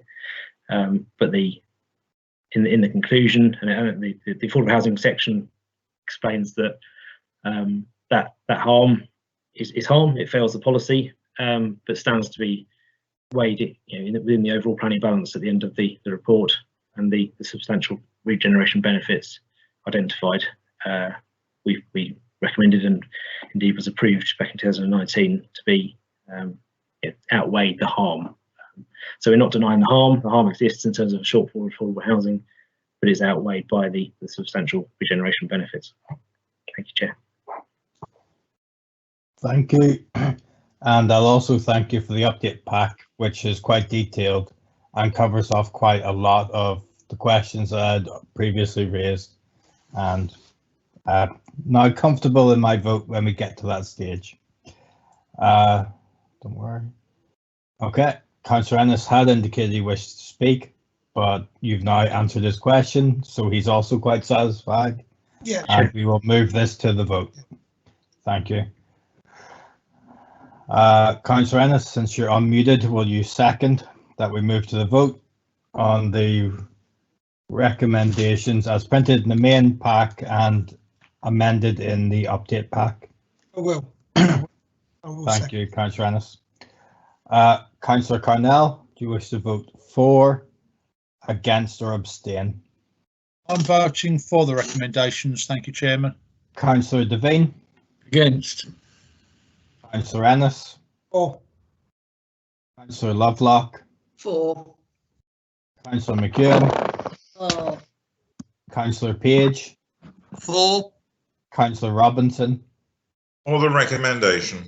Councillor Rowland? For. Councillor Scala? For the recommendation, Chair. Councillor Stanford Beale? For. Councillor Josh Williams? For. Thank you. That motion has passed, with myself also voting for. Always forget to vote. Fine. Then we move to agenda item 10, which is also the last item on our agenda for this evening, which is application 201-843-39 Brunswick Hill, which is before us again. I'll call Matt Burns as case officer to introduce the application, which is on page 185 of our agenda pack. Thank you, Chair. This application relates to number 39 Brunswick Hill and seeks full planning permission for the conversion and extension of the existing dwelling to 8 flats. The extensions include a 2-storey side extension and a part 3-storey, part single-storey rear extension. A photo of the existing building is shown on slide 1. Members of the committee may recall that a number of applications have been considered at this site in recent years. Most recently, a similar application, also for conversion and extension to flats, was refused at committee in June 2020, and this application was also dismissed upon appeal. The primary reason for the planning inspector dismissing the appeal was harm to the appearance of the existing building and non-designated heritage assets, and also harm to the character of the surrounding area as a result of the excessive bulk and mass of what was a 10.5 metre deep 3-storey rear extension. The plans for the previous application are shown on slide 2. The previous committee report and appeal decision are also attached as appendices to the main report. The application being considered today also proposes a 10.5 metre deep rear extension, but the depth of the extension at 3-storey level has been reduced by 3.3 metres to 7.2 metres, and then beyond this, the rear extension would just be at single-storey level for a further 3.3 metres. The ridge height of the rear extension has also been reduced by 1.5 metres compared to the appeal scheme, and the rear upper 4 flat is now proposed within the roof space of the extension, served by 3 rear-facing dormer roof extensions. Other notable changes to the rear extension compared to the appeal scheme include a greater set-in from the north elevation of the existing house and removal of rear Juliet balconies to the windows. The Plans for the current proposal are shown on slide 3, and this includes a dotted outline in red of the appeal scheme for comparison. A 2-storey side extension is also proposed, but this extension is the same in terms of siting, footprint and height as that considered under the appeal scheme, and to which the planning inspector raised no objection. It should be noted that the roof to this side extension is now proposed as a hip rather than a gable, which officers consider to be an enhancement of this element and softening the transition in the street to number 41 Brunswick Hill to the south. The proposed extensions generally incorporate detailing and materials to match that of the host property in terms of brickwork, timber windows, patterned brickwork detailing and matching lintels, and details of and samples of these are proposed to be secured by condition. So in short, the proposals are considered to have overcome the reasons for dismissal of the previous appeal, and officers considered that the extensions would integrate satisfactorily with the host non-designated heritage asset in a manner which preserves its significance and which would also respect the character of the surrounding area. As set out in the main agenda report, the proposals are considered to be acceptable in all other respects, and the officer recommendation is to grant full permission subject to the recommended section 106 terms and the planning conditions. At this point, I'll also just advise that I have received a late objection today to the application from the Reading Civic Society. I understand this has been circulated separately to councillors. In summary, their objection is quite simply on the basis that the extension is still too large relative to the host building, and they consider this would be out of keeping with the surrounding area. Thank you, Chair. Thank you. I have an indication to speak from Councillor Rowland, but no other indications at present. Councillor Rowland, please address the committee. Thank you, Chair. I will try to be brief, but this has been a long haul with this item, and I think we deserve to pay it some attention, even at this shockingly late hour. The comments from the Civic Society today made some good points in regards to the specialness of Victorian and Edwardian buildings of such as this is, and the Victorian Society seeks to encourage local authorities to conserve these types of buildings. And he makes one of my favorite points that you can always consider about heritage buildings, that their owners are really only custodians for future generations. And I take that very much in stride. It has been through a number of appeals. It's had this is, I guess, off of its third appeal, and each time there has been pushback, and there has been a pushback from the inspector, and there's been a commendation and an elevation of exactly how outstanding this building is, despite the fact that it's not on our local list and it's not a listed building. And that's really, really very important, because I think together we've all come on a journey with the numerous applications on this site to understand that we really do have a special building here. I'd like to point out that when this first came to an application, I don't even think I was a councillor, but that was, I do remember it well, it was for a total demolition, and I believe it was a Mediterranean style structure that was proposed, and that was beaten back. It was beaten back because it was not in keeping with the character of the area. It was very outsized and simply was not suitable. You know, we came upon another journey where finally we had gotten to the point where the applicant seemed to understand that he had something pretty special, and tried with something even last time, and I think you can see in slide 3 that's still up here on the screen, even the last time that it was put forward, how outsized the proposed extensions were to the building.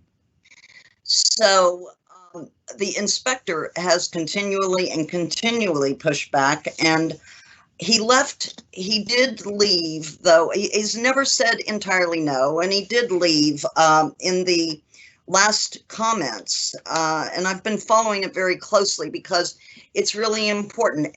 They're different inspectors, but they're still saying the same consistent things. But they did leave room in points 9 and 10 of the inspector's report to possibly see an extension on this site. He was, and I think that's really important, and it kind of sets the fact that we actually have a needle that actually had a very small hole. But I think finally, and I have to say this, I think finally the needle has been threaded. I would regret, and I think there are other councillors like myself that would regret having anything done to this building. I think we have set forward many times the fact that we feel that this is a plenty large building that should be able to be converted into plenty of housing without an extension. It seems intent, and I'm very aggrieved that the owner still seems intent on an extension, but it is his right to do so. And to the level that we are able to do that, we need to be actually helpful when we can. And this time, we've had the engagement of our new Conservation Urban Design Officer, who has engaged on the process since the last inspector's decision on September 2020, and has worked down the size of the extensions, the gables, the height of the roof in the back has dropped 1.5 meters. The extension on the back has come down from, it's a late hour, over 10 meters to 7 some odd meters. It's over a 3 meter setback and reduction. So now you are getting an extension there, at least on the back, that is in keeping with the scale, more so, of the property, while still respecting its front elevations and its intrinsic character. You also get detailing on there that is in keeping. As to the side extension, the CUDO also wisely recommended going to a hip from a gable, and so that reduces the impact on the neighbor. Although I have to say the inspector also did not find, I think that's an extension, yeah, that was in point 9. He did not actually find that was an issue per se. But I think once again, because we now have the resourcing to really sit down there and work with developments, I think we have come up with an answer that will be acceptable.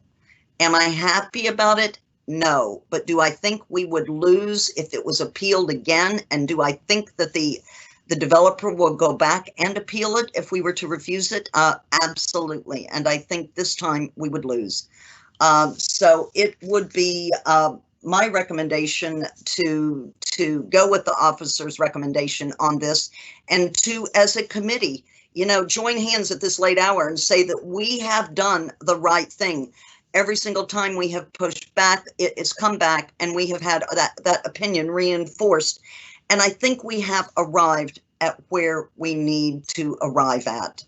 And so it is with that, and with the knowledge that we have made a journey to where I think it's acceptable, that I'm happy to go with the officer's recommendation.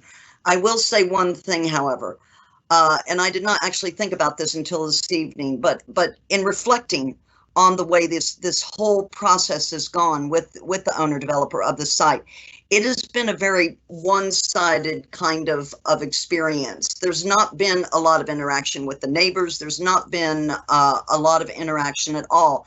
And I know that we have within the planning conditions about material approvals and things like that. And I am concerned somewhat about any kind of build out on this site, about the materials that I don't know. I feel like I have confidence with our Kudo being on board, but can that, and I'm asking perhaps the planning officer or Julie also, if there can be any further stipulations put on the securing of materials and the approval of the materials and indeed the details as far as the build out. What I don't want to be is a situation where we're going to have less than a quality development because the design looks to be there and it looks to be answering the answering the needs on the material level as far as I can tell, the design level as far as I can tell.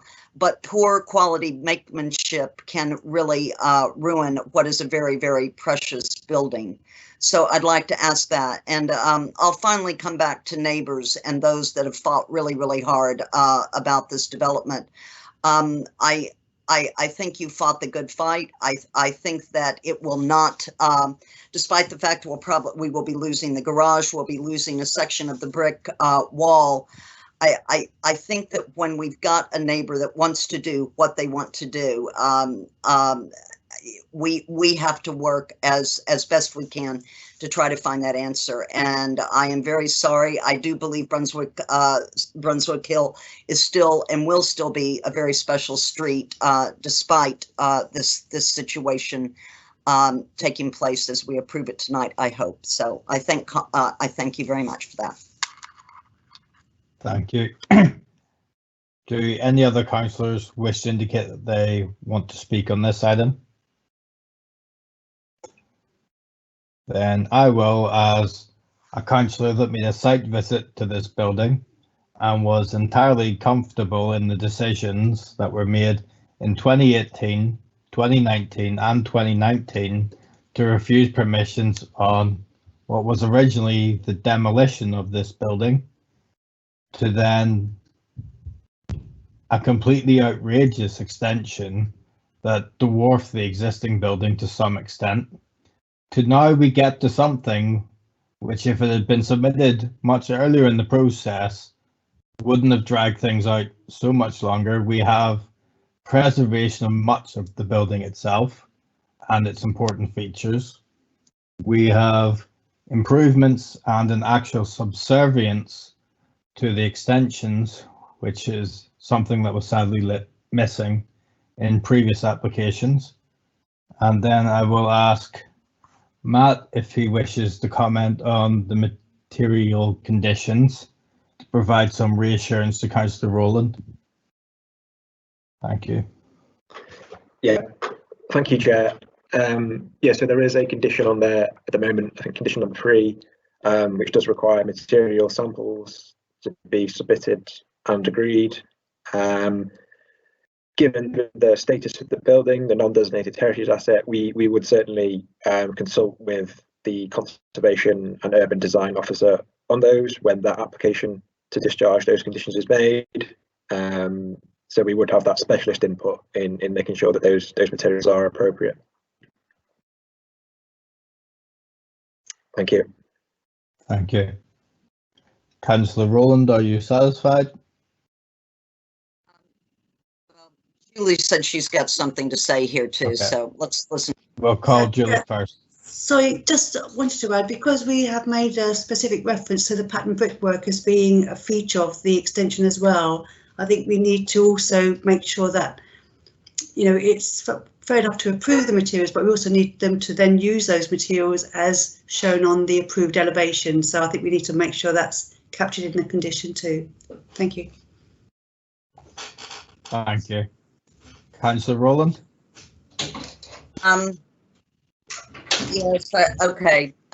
You know what? I guess I would really appreciate it if it was somehow stipulated in consultation with the Conservation Urban Design Officer or something like that.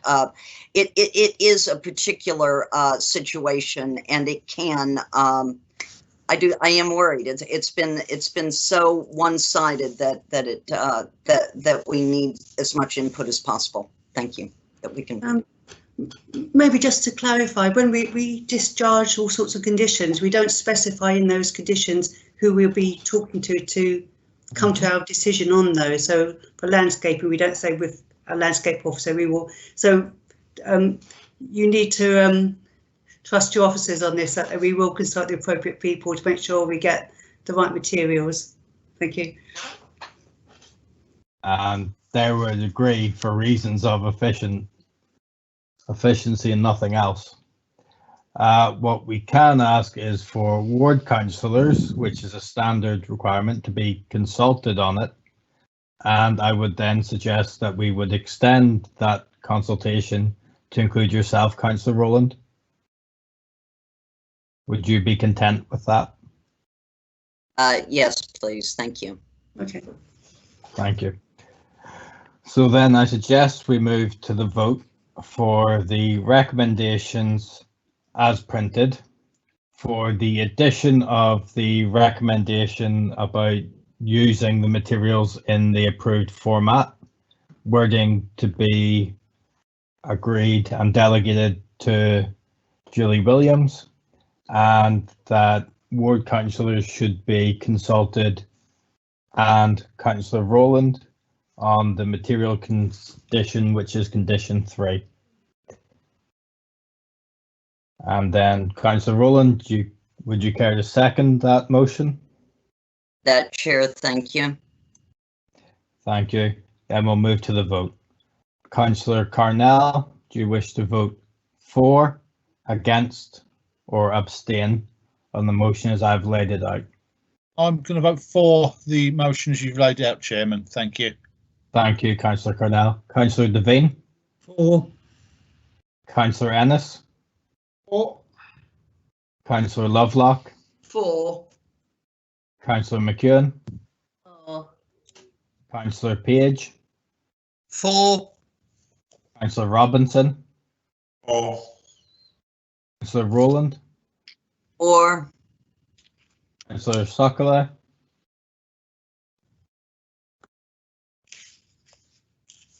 Councillor Sokole, are you on mute? Oh, sorry, I thought I unmuted. 4, sorry. Thank you. Councillor Stanford Bale? For. Councillor Josh Williams? For. And myself will also vote for, so that motion is unanimous that we proceed. That then brings us to the end of our agenda this evening, and I'd like to thank all in attendance. And we've gone from one of our shortest meetings last month to one of our longest this one, but we will conclude by 10 o'clock. Thank you all and have a wonderful evening, and we will see each other in a few weeks' time. Our next meeting is the 31st of March. Thank you, Chair. Good night. We just did. Thank you. Lovely evening. Thank you all. Emmett and Julie, can I just have a quick word, please? Yes, please. I just want to make sure that there are